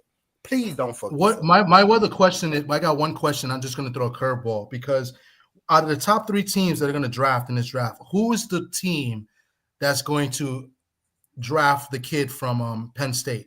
Because they have that kid going high too. Carter. Carter. Yeah, they have That's a good yeah, he's probably gonna go top 3. That nigga is Cleveland. For sure. Probably Because Cleveland. Like, bruh, that nigga is 6'4", 263. But look at him. He look like he's 220. Like his frame is just crazy, and he's fast and strong. Like, no, it's him. The boy from Ohio State, Sawyer. I think he'll be the second DN taken. I don't believe in him. You don't believe in Sawyer? I don't believe in Sawyer.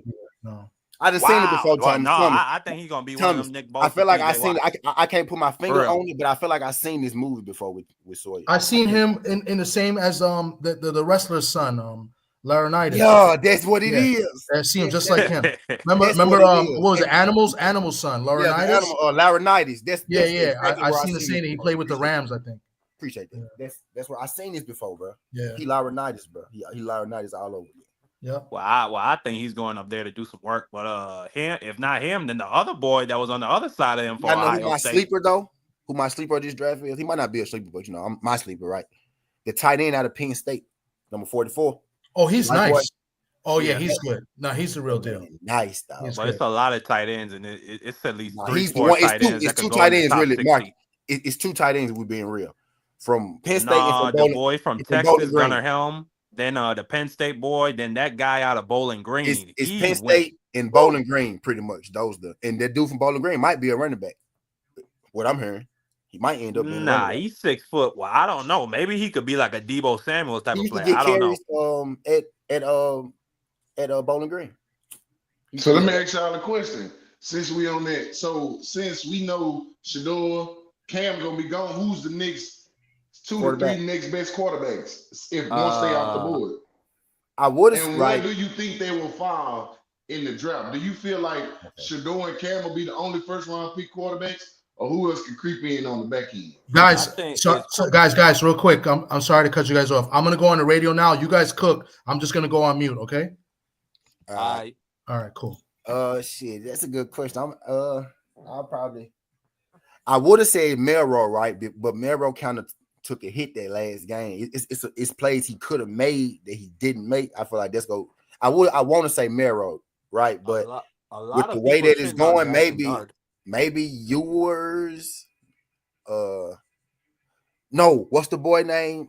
From Dart. Dart. I said a lot of people sitting on Jackson Dart, but he has talent. He probably jumped Melrose because I think somebody will pick up Dart at the end of at the bottom of the first round. Melrose messed himself up though with that last game.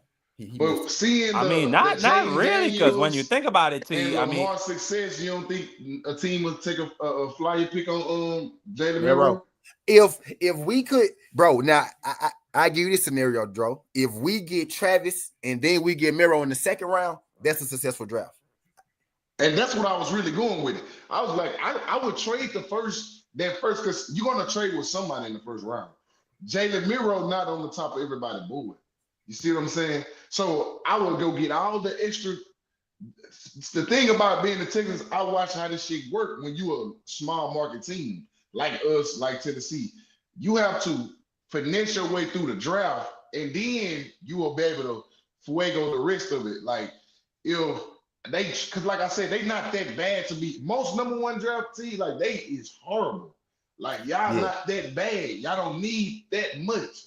Like you said. So if I'm going, who's to say, I'm saying if I'm a GM and my job is dependent on either one of these quarterbacks, man, listen, I'm just going to go with my blind eye, my football eye. I'm going to take Travis Hunter. I'm going to bring in the talent, or I'm going to trade the pick. And I'm going to think about next year having 2 first-round picks and the year after that having them 2. When you have those consecutive 2 first-round pick years and you might hit free agency when you have, some good little money on the books, that's how you build a mega team in 1 year type. This is a real top-heavy draft. That's the thing you got to remember. You got to get people while you can get them. This is one of the weakest drafts when you get to the middle rounds. Miro, he's not on the top of anybody's boards. That's why I was He the asking the he the number drop. 4 I think quarterback. somebody's gonna pick up He the number Milrow in the 4 first round. quarterback. I don't think he's gonna drop to the second. He the number I 4 really don't quarterback. think so.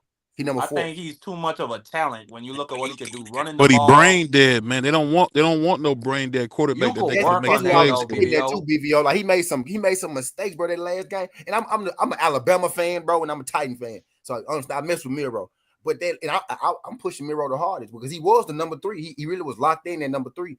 But that last game, bro, he made some terrible, blatant mistakes, bro. He was like, bro, What's the number one thing they thinking for? Skin, they looking for decision making. His decision making is awful. Exactly, bro. Yeah, His bro. decision. Yeah, Okay, that is true. it's bad, bro. If I was him, I'd pull a Carson Big, man. I hit the portal. Now he going to the draft. He Nah, already I know. he's done. I think he's done. I don't think he got any more he's years going to left. get drafted for sure because of the talent, like you said, Mark. He's going to the NFL. He's an NFL Yeah, player. yeah, exactly. He's too much, but it's like BVO. It's like BVO said, his decision making, so it makes him a bit of a project. But at the same time, I mean, if Right. we're gonna take Anthony Richardson in the first round, which I didn't think they should have, but if that nigga could go in the first round, Jalen Milrow could definitely go. But you know what's up with Anthony Despite Richardson though? the Sometimes Oklahoma game and with that Anthony, Michigan it's not game. necessarily the wrong That nigga decision. still got a lot of good tape out there. Yeah, with Anthony, it's not the wrong decision. It's the overthrow. You can fix the overthrow. Melrose don't make the right decision sometimes. Richardson will overthrow his man or throw it too hard. You could fix that. You could tweak that. You can't. If he can't see it, you can't make him see it. You know what I'm saying? You. I don't know you if can anybody can hear me, but yeah, Jalen Milrow. I think if somebody don't snatch him up in the first round, then at worst he'll fall in that top 5 of the second round. He's like late y'all first, said. early If second. the Browns are smart, they'll go get Travis Hunter. Then they'll try and pick up Jalen Milrow, or maybe they can get Jackson Dart in the second round.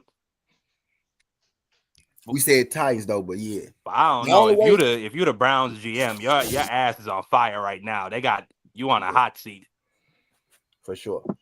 Nah, man. The Titans' biggest problem is mayonnaise man living. Quarterback, exactly. But who said that? Yeah, that was me. That was 5, Yeah, bro. That's me. Exactly, bro. That's our biggest problem. That's our biggest problem, bro. Because their team is not bad. We got wide receivers, we got running backs, we got linebackers, we got deep linemen. I heard they're bringing in some competition for him outside of the draft. IDBs coming along. The only way I wouldn't, if we miss Cam and Shador, I will be pissed unless we get a Dart. I take a Melrose. You know, I don't want yours. He just like mayonnaise. Keep him away from me. Don't want me. I told my team last year, y'all, I said, do anything but get that quarterback from Kentucky, and I'm happy. You ask D Free, he left, but ask D Free. I said, do anything but get that quarterback from Kentucky, and I'll be happy. What the fuck we do?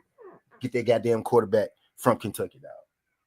But Will Howard might be the mayonnaise man, but he has character. So if we had kept Willis, Travis Hunter would be the perfect pick for us. If we had kept Malik Willis, Hunter would have been a huge piece to our puzzle.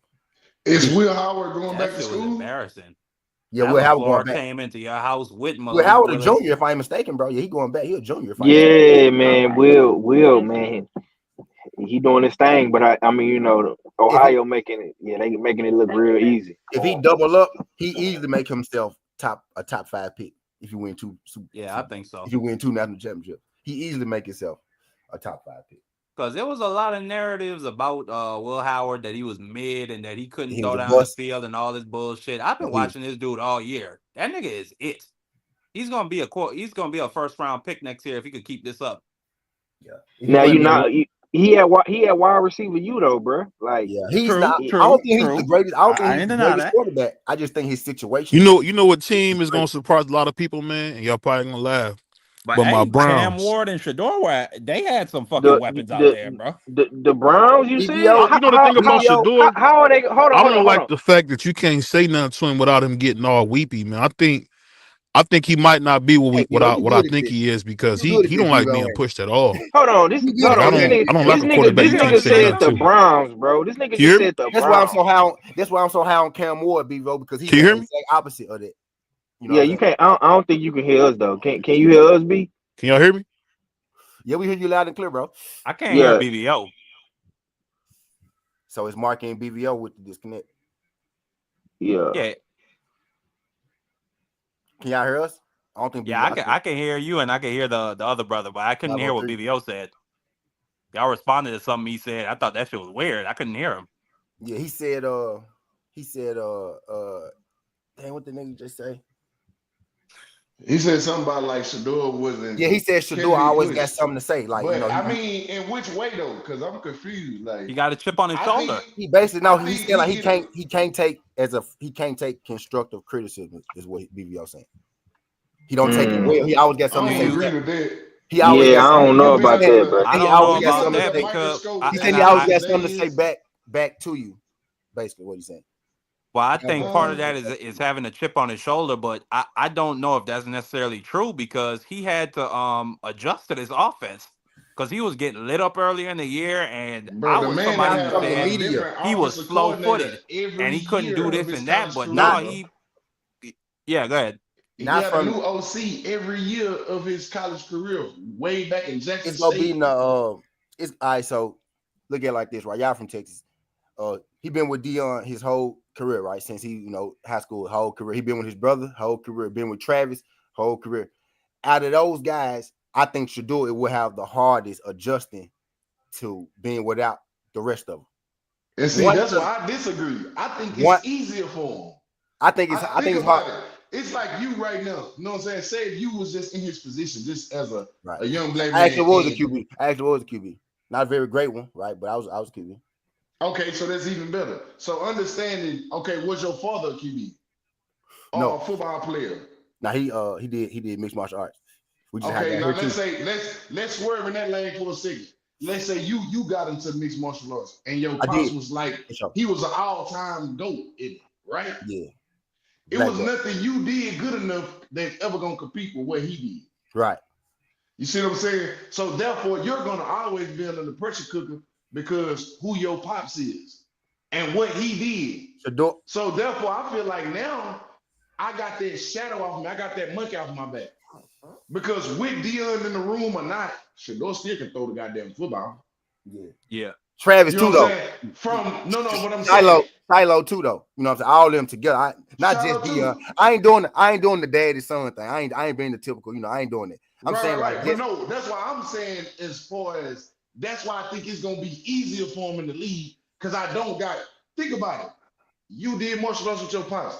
Imagine riding to the matches in the car with your pops, and you get your ass embarrassed, and you got to ride home with them. You play foot. I mean, you play sports, right? You play sports like coaches. Yeah. Say you had the same coach. Yo, let's just say you had the same coach in high school, and you happen to go to college. Your coach gets the same job. They've been your coach 8 years straight. You had. I'm gonna be ready to get from your best wide receiver, nigga. You had him 6 years straight. You know what I'm saying? 4 years. 4 years. I ain't gonna lie. He balled without Travis. He was always cold, bro. Shador always been. He always been. His freshman he year always at been Jackson that dude. State, He broke always been all that dude. kind of records, bro. Yeah, in fact, he always been that dude. Before Travis came along, he was making them Jackson State dudes look good. Yeah. He always been good. What I'm saying, as the QB, his comfortability level, consistency is what really make you good as a QB. Getting your reps, getting in rhythm, right? Getting in rhythm, throwing them short patches first, intermediate, getting he didn't have the same consistency for so long. That's gonna be a big adjustment. It's gonna be a it's gonna be a maturation process for him when he goes to the next level. But I don't think that's something that it might affect him his first year, which you got to give him grace because he's a rookie. But I don't think that's something that'll follow him his whole career. Yeah, but we talking about Tennessee though, bro. We like my brother said, bro. We got a team like we expecting to win now. You know what I'm saying? Type shit.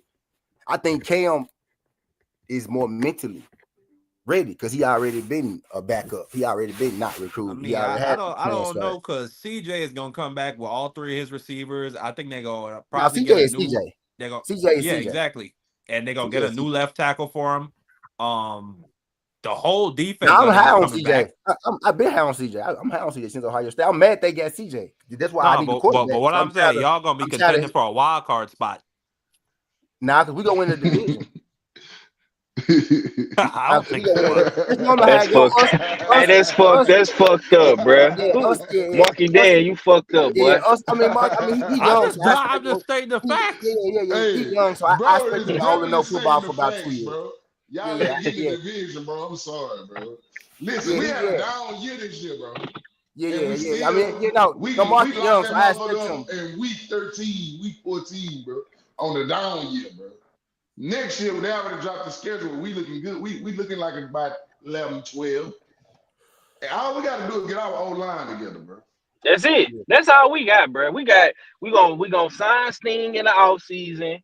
Try to get us another receiver to complement Nico, whether that's Diggs or Higgins, and we straight.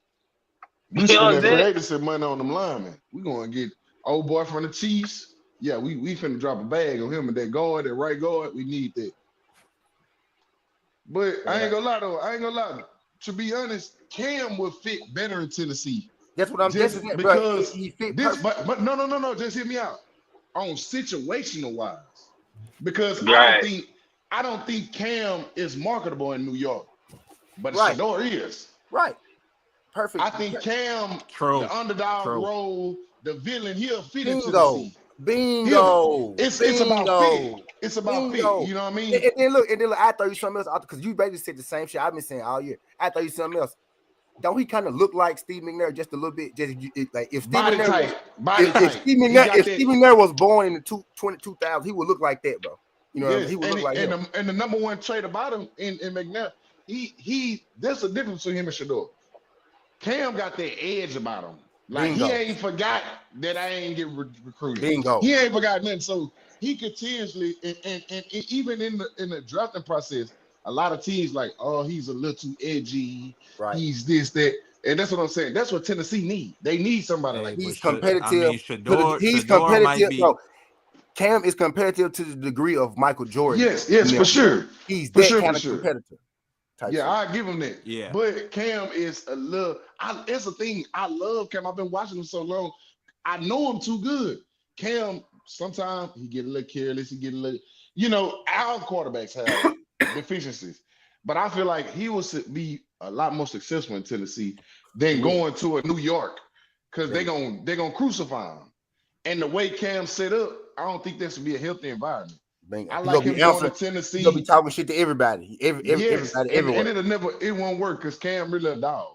That's the difference. Cam is a quarterback that's actually a dog. Bingo. You know. Nah, but I like Cam. I like Cam better behind that Giants offensive line than I do Shador. Hell nah. I think Shador is gonna get lit up.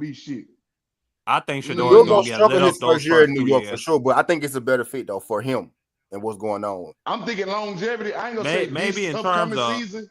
Maybe in terms of the New York media environment, Shador could probably handle that better because he's been around his father his whole life, and he could probably knows how to monetize that shit. Right, like he'll be a money making machine up there. In New York, that's all. It just go together.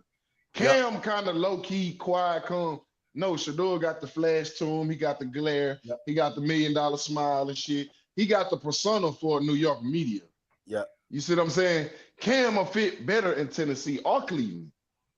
He'll fit in either one of them. Me personally, Tennessee, if y'all gonna sit there, take Cam. But if not, I really prefer the Cam to go to Cleveland. Because I think Cam over there with them boys. You don't want to play against Cam like Deshaun Watson. I hear they gonna keep you just don't want to play against Cam. I'm a big see Dro gonna give you the political football answer because he's the coach. You know what I'm saying? I'm gonna tell you as like a street nigga. I don't want you to have him. Just like I want you motherfuckers to have CJ. Exactly. Right. I want him to go. But something gotta give. Something gotta give. Y'all gotta come out something. So can we? You know can we at least try to even up the score a little bit? Can we get a look? Like, can we try? Like, cause I think we can do it. Y'all can go get Cam. We gonna eat his ass up though. But bro, I'm gonna tell you, bro. I'm gonna be real with you, T. Tennessee, bro. Y'all be drafting some dumb ass. Y'all be making some dumb ass draft decisions. And I agree 100% with you. Quarterback, bro. Y'all fired y'all GM, so y'all got a new start. Man, I agree. Yeah, I hope so, bro. I hope so. I hope they get it right. You know what I'm saying? Because nigga, they didn't pass up on some shit. Yes, we have. Every year. Every year. They got a new GM though. I can give them benefit of the doubt. You know what I'm saying? Who? But Tennessee. I mean, okay. I thought you were talking about the Giants. You got the GM from the Lions. Hey, look, we got the GM from the Lions. I think as soon that nigga right before they play Washington. And he the truth, bro. I ain't gonna even lie to you. He no talent. He was the one everybody criticized, saying, "Why would you take Jabril Gibbs in the first round with the 12th pick?" Shit, look at him now. Shit, everybody wish they had Jabril Gibbs right now. The way he been had a season. Yeah, I mean, I like what they doing, bro. Shador, to me, he too big to go to Tennessee. He need to go to New York. Yeah, his person like Cam. His personality too big for Tennessee, bro. See, a nigga like Cam Ward, a low key nigga, he just want to come in that bitch and play football. He don't want to. He don't want to be on the podcast. He don't want to do no interviews and no commercials. See, Shador, yeah, 0-star recruit, bro. I'm in love with that shit. He was a 0-star recruit, bro, and now he could be the first or the second pick in the draft. That's the kind of nigga I want on my squad. Yeah, that's work. He go get better every year. You clearly see he go get better every year. You know but see, this the thing though, bro. Cam and Shador play similar, bro. They got some of the same skill sets, bro. I just feel like Cam is a little bit more edgier because of how people view him. Like, you know what I'm saying? Shador got y'all might not like this, right? Y'all might not like this, right? Shador ain't one of those punk ass quarterbacks I that feel sit like back when it's a fight Cam is happening. a better He in the passer middle of of the shit. football. I feel like his passes look better to the eye. I feel like he get it there faster. I feel like he a little sharper. He don't get that hit. I would agree. He don't got a stronger arm. He don't get that hit. He don't at the top. have. Coach, but see, he don't get that hit at the top of his throw, coach. He don't get that hit at the top of his throw. Right. But he'll miss a fucking 15-yard intermediate route. See what I'm saying? He struggled. That's what I'm saying. It's give or take. Shador have the better. It's like apples and it's like Anthony Richardson and CJ. Anthony Richardson got a bigger arm. Hey, bro, CJ better stronger than Anthony arm. Every which way. No. But I'm just saying attribute wise. If you just watch the combine, hell, Anthony Richardson the baddest motherfucker. If we going off measurables, most athletic. Who got the strongest arm? Who's the most athletic? Who can run the fastest? Who can like all that shit never matters sometimes. The number one thing. But Cam and Shador are different QBs than that though. They most definitely. That's what I don't understand. How can they be compared? You got a fucking Aaron Rodgers float around, make every throw in Cam Ward, and then you got fucking Brady. Yeah, that's a perfect comparison. That nigga nasty. And then you got Brady over here. And Shador that just want to stand here and pick you out from the pocket. Nah, bro, Cam the coolest nigga in the world. Him and Junty from Boys, them the coolest niggas I ever seen on the football field. Dog. You say Genty? Yeah, Genty. Them niggas. Now, Genty, that's a nigga. I hope they pick him in the first 10 picks. Okay, so I don't need him going to the Cowboys. Cowboys need to get him. Nah, I don't want him to go to the Cowboys. You need to go straight to the Cowboys. Let me tell you something about Junty. That nigga, he will be a slot receiver. He'll be the running back. He'll be a sixth offensive lineman. I think the nigga even return punts for them. I don't need him to go to the Cowboys. I don't know, man. So you guys see him going to the league, being able to duplicate some of their success? Yeah. If you go to the Cowboys. Why the Cowboys? Because they got the offensive line, they got like the pass game, and they got Dak. Dak is really, especially in the regular season, not a bad quarterback. So I feel like they missing the run game. They didn't run. They couldn't run the ball at all. Yeah, they missing the run game. Oh hell nah. Rico. Late in the year, 503. When Dak was already gone, the season was over. It took him 12 weeks. Rico started getting out. It took him 12 weeks. After the season was already over. Right. Everybody was tired. I mean, everybody was subbing this shit. 503. Everybody was subbing this shit. Them niggas was rushing for 60 yards, 30 yards. Motherfucking nah, bro. That was disgusting. I felt bad for Dak. He didn't have no help. Man, you see it got bad. They had to bring Zeke back. Come on. It got bad. That nigga was rushing for 30 yards a game. They started Dalvin Cook didn't even play him. What the fuck going on? What the fuck happened to Dalvin Cook? They didn't play him. Dalvin was over there taking hitting shots on the sideline. He went Man. Didn't even play him. Well, then put his drunk ass in the game. Let him do something. Man, they wouldn't even put him in the game. Man over there taking shots. He didn't go on the sideline taking shots. Bro, they wasn't. I'm gonna tell you why it took a long time for Rico to get out, bro. They was throwing the ball 50, 60 times a game. Hey, That's why Dak got hurt and got all them picks, bro. I ain't saying you wrong, but you still need 2 running backs though. You still need 2 Nah, running backs. you listen, brother. I ain't mad at that. Cause shit, we got 2 running backs. You know what I'm saying? I'm not mad at that at all. But Gentry can go to Dallas and shine. Facts. You know what I'm saying? Because that's they got a new coach. I don't know what that new coach gonna want to do, but Dak best years, bro, was when he had 1,000-yard rushing running the ball. Mm-hmm. Like when he had Zeke running the ball like how he was running it, bro, for that Cowboy shit. Cowboy but I ain't gonna lie, that's every why Cowboy best year I is really with 1,000-yard was rushing. gonna happen though. Because if you ask me, the perfect trade though, no cap. But they done hired the little puppet now. But I thought Jerry was gonna do his big one and trade with Cleveland for that number 2 pick. Go get Shador ass and go hire Prime. I thought that shit too. But you know the problem with that though. Would Jerry give up for that? Dak Prescott. Yeah, he would have probably could have traded. Probably could have traded us for number 1 pick. A quarterback and I'm gonna give you my draft pick. Ain't nobody paying for a $60 million quarterback that's been out for 2 of the last 4 years. This is the thing, though, bro. A team that's already built. A team that's already built for a championship. My bad, brother. Go ahead. Let me give you the offer sheet. I'm gonna give you this year's first, next year's first. Dak Prescott, what you gonna do? So okay, but what if that pick for Cleveland could be Travis Hunter? Am I gonna give up Travis Hunter on a rookie contract for Dak Prescott? I'm gonna pass up on Travis Hunter. So you going with Deshaun? No. So you going with Deshaun? 2 first-round picks and a veteran quarterback. Bro, Deshaun is gonna be a lame duck. You could just have him in the background. Okay, so that's why I'm bringing Dak in. I'm bringing Dak in to replace Deshaun, and I'm gonna get 2 first-round picks. So wait. So you gonna have Deshaun? Deshaun is still gonna be on the team with his contract, and you gonna bring in Dak? You goddamn right. Nah. But bro, this is what you gotta understand. You talking to 2 dudes from Houston, bro. You can trade Deshaun to Dallas just so the salaries can match. You want to do a 1v1, so you want to swap? Okay, that's cool. We'll take Deshaun off y'all hands.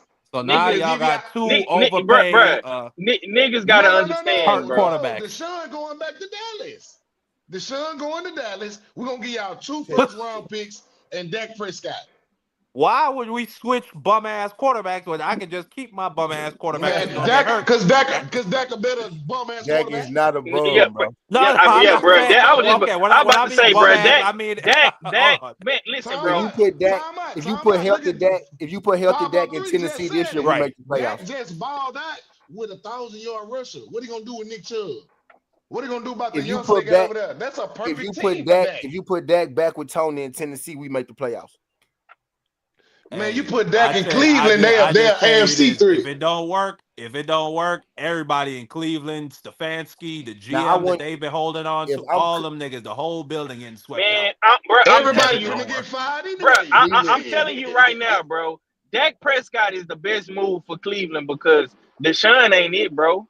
Deshaun not it, dog. And bro, Dion already said his boy not going to no fucking Cleveland. Man. He already did. So they only hope is to get Cam if fucking Tennessee. And I had a little delight too because he didn't say Tennessee. I saw that Dion didn't dismiss us. He ain't dismissed us yet. I fuck with that. I am trying. If I'm clear, I'm trying at all possible. He actually said my son might end up in Tennessee. So Dion wasn't fucking with Tennessee until they fired their GM. Then he started fucking with y'all. Dion said, "Let me not say nothing bad about Tennessee because my son might end up in Tennessee." He said that on Shannon Sharp. Right after they fired their GM. Yeah. He said that, and that's what I'm saying. Even still with the Cleveland, he fuck with Cleveland. It's just. But why they fire the GM for? Who? I ain't gonna lie, these top 4 teams really can't go wrong because you can add I'm saying if Tennessee's team just outside the quarterback position was pretty good, what they fired the GM for? Because you traded away. You had first AJ Brown, Malik Willis. No, hold on. And Mike Vrabel. The previous regime. Mike Vrabel. They fired that GM for that. Listen. Mike Vrabel, Malik Willis. Mike Vrabel, Malik Willis left the building, and then Levis was a bust. Your pick for he was a bust. You know what I'm saying? Facts. So you got to roll at this point. You got to roll because you had the quarterback in the building. Malik Willis went 3-0 with Green Bay, didn't it? If I'm mistaken. That dude could play. He did. So he was in No, the I think building. it went 2-1, 2-1. 2-1, right? So he was in the building. The coach got fired. The Vrabel, he back high. I forgot where he went, but he New England, right? He a coach. So that was a bad move.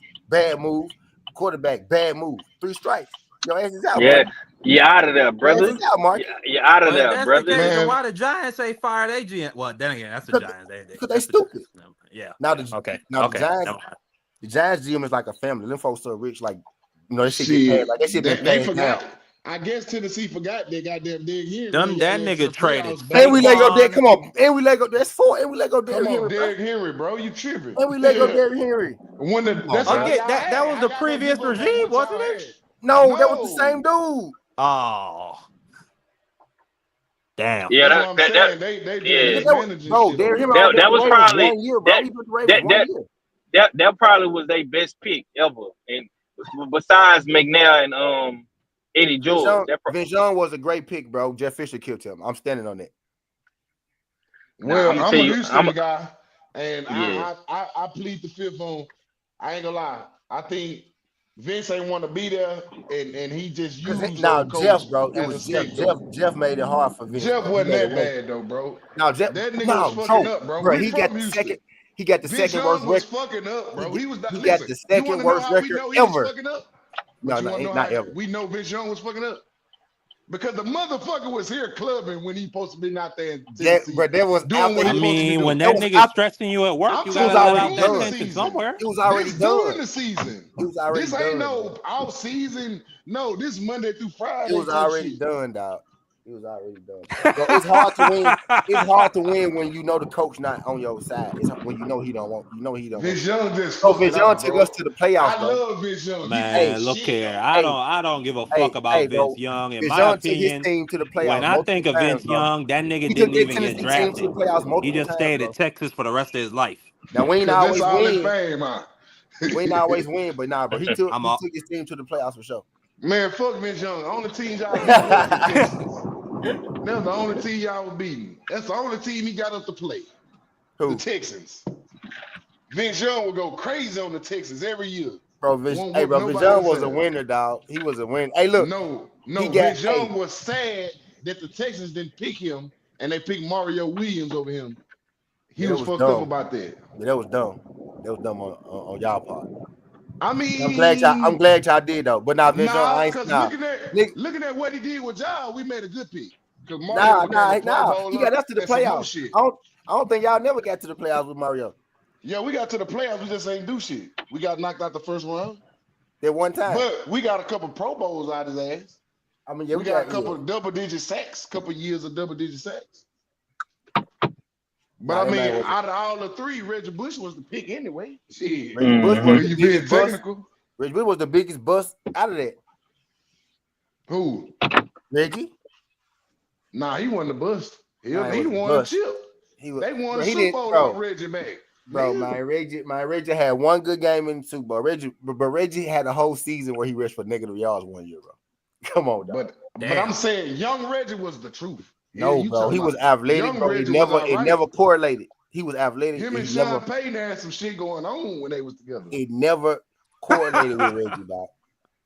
Reggie. Sean Payton had Kamara. You saw what he did with Kamara? But they ain't won shit though. He won some shit with Reggie. Nah, they Reggie, but Reggie wasn't like Shit, y'all know Reggie wasn't like Reggie was like it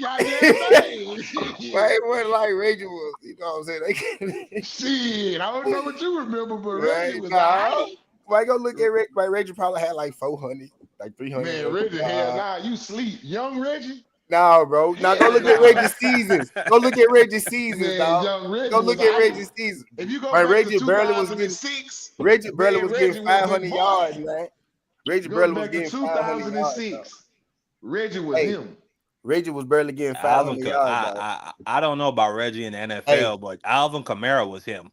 That's him. I'm saying you want to talk about a running back. Reggie, he helped them win that Super Bowl, bro. he helped.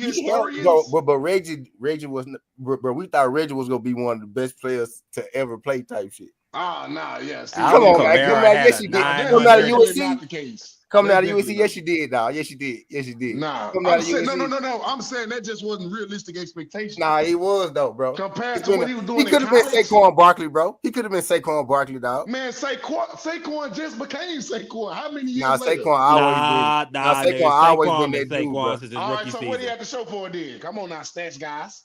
What do you have to Man, show come for on it in now. New I York? mean, Nothing. are you talking about like a That's ring what or I'm something like saying. that? Saquon saying had a just- 2000. Saquon had But yeah, 2,000 are you scrimmage talking about yards like his rookie rings or like season. what he did? And okay, stop right there. Then when's the next time he did it? Right now. Right So, now. all right. Okay, but he So did. look, though. yeah, that's what I'm But look though, saying. he got two of them though, He with bro. a whole nother team. Nah, but what I'm saying is, bro, he always run for 1,000 on a bad team, a bad offensive line in New Jersey. Right. And, But that's what I'm saying. New York. Saquon. So we talking numbers? Because I know some guys that get numbers every year that don't do a goddamn impact on nothing. But they get their numbers though. Nah, but I'm saying that now, bro. You acting like Reggie was like a key piece. He was not like a key piece to that Super Bowl squad. No. I'm not saying that because Reggie wasn't that successful in the league. That's what I'm saying. I feel like that's when you look at that point of our draft, contention. if you look at that draft, though, I'm saying he was the key piece to help the team win the Super Bowl out of all three of them dudes. 88 was good. Like Reggie came through with some big cakes at the backfield and shit like that, but he did this. I ain't going, man. I was one of the biggest Bush fans in the world there, but You got to remember, Reggie Bush in the league had better special team plays than offense most of the time. Him returning punts and shit was everything. All I know is if it comes down to between in the Kamara league, or so. Reggie Bush in the pros, I'm always gonna take Kamara.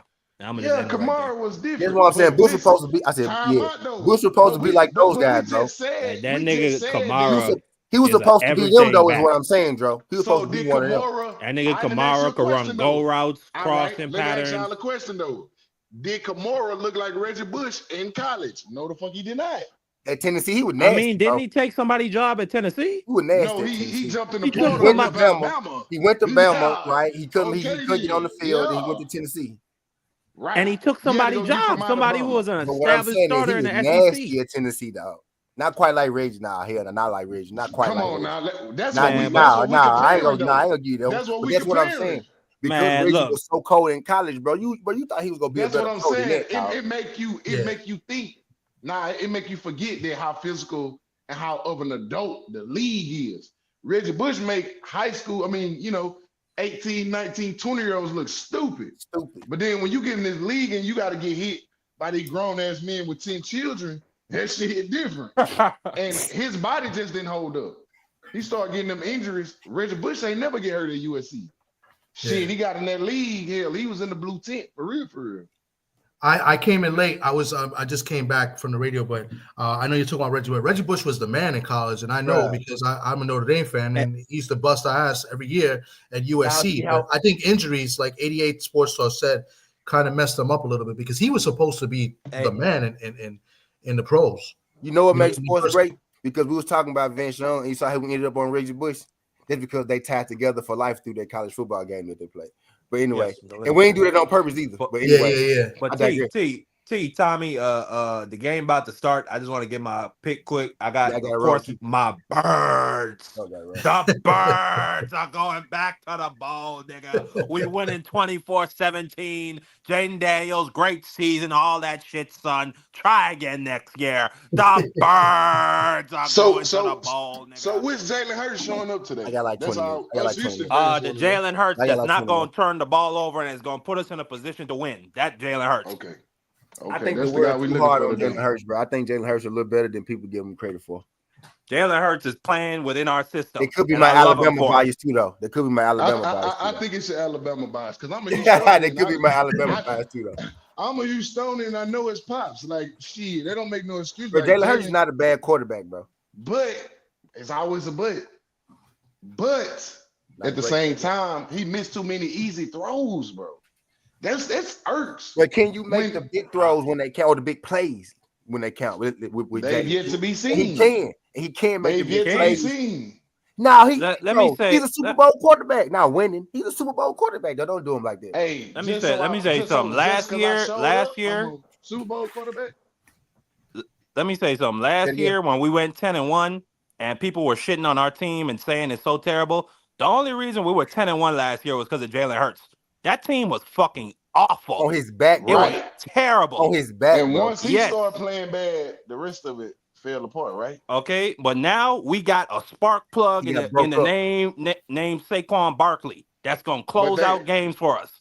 Hand him the football. Today is don't turn that shit over. And we're gonna always be in a position to win. And it won't put them in winning position. Well, so if that's what the case, what then other tricks y'all gonna pull out besides Saquon? Well, if that's the case, then yeah, Jalen Hurts is gonna have to throw that football. Tricks y'all gonna pull out. Well, shit, we got that AJ Brown pick. Trick. Is We got that Dallas AJ Goddard reading trick. His book today, or he gonna be focused on the game? Or is he Well, gonna be shit, he dropping better be passes focused and on the game, or else we're gonna trade his ass to the Patriots and get him the fuck out of there and get that Travis Hunter pick. AJ did fuck up last week though. Yeah, that nigga had a wide open touchdown. He dropped it. And see, that's what I'm saying about Philly offense. I can't trust it. But look, I don't know which guy's gonna show up. They might be the All-American Philly and they go out here and put up 40 points, or it could be the underachieving Philly that Jalen Hurts have 120 yards passing. Let me tell you this: it's gonna be the Philly that got more points on the board than Washington Commanders. Having 120 yards passing. That's the now, thing. recent memory, Commanders came to y'all trap and took over y'all trap. Nah. Listen, I'm not gonna make no excuses. They did that, but I will just say this: Smitty catches that ball, we run out that clock. That's all I'm gonna say on that. Turnovers. Leave it alone. Ooh, yeah. Well, I say it's a game for sure. It's a game. I said it'll be the worst. But yo, guys, I'm about to wrap it up. I gotta go head out. My boys are waiting for me. We're gonna go watch the game and stuff. But I appreciate you guys. Man. You know what I'm saying? We'll do this again, during the week or maybe next week and talk about the Super Bowl. And this was good, man. You guys did great. I appreciate you guys coming up and all the other guys that were up and then came off. I know D3 wanted to get comfortable to watch his Commanders, so he got off. So, but I appreciate you guys. Everybody just jumped off. But I salute everybody that came into the chat and showed love today. I appreciate you guys. Catch us during the week. We'll be back during the week talking more boxing and football, whatever sports and stuff like that. 503 Lions, salute to him. Go check him out. Southern T, go check him out. He has a channel as well, especially if you want to put in your bets. Go check him out. And my brother D Free. Who else came up in here? I can't even remember, but salute to everybody. Marky Dan, appreciate you, and I'm gonna get up. And Tommy, Tommy, congrats. No, I just wanted to say congrats on 2K subscribers. Like I said, you're one of the coolest dudes I know. You deserve that shit, bro. Now I'm gonna go watch my birds. My birds achieve destiny. I appreciate that. Yeah, 2,000 subscribers. It's pretty cool. I mean, we're building. I mean, we're having fun. Most of all, that's what it's for. So I'm here to have fun, talk all sports, and and we all grind together. We all do this together and have fun with it. You know what I'm saying? A lot of knowledgeable people here that does content, especially the guys that were just on the panel. Mad smart. They know their thing, and they corrected me when I was wrong. I was wrong about Dan Marino earlier. So that's what's up. That's what we do. So peace to everybody. Hope you guys enjoy the games and have a great, great Sunday and a great, great week. Have a good one. Peace.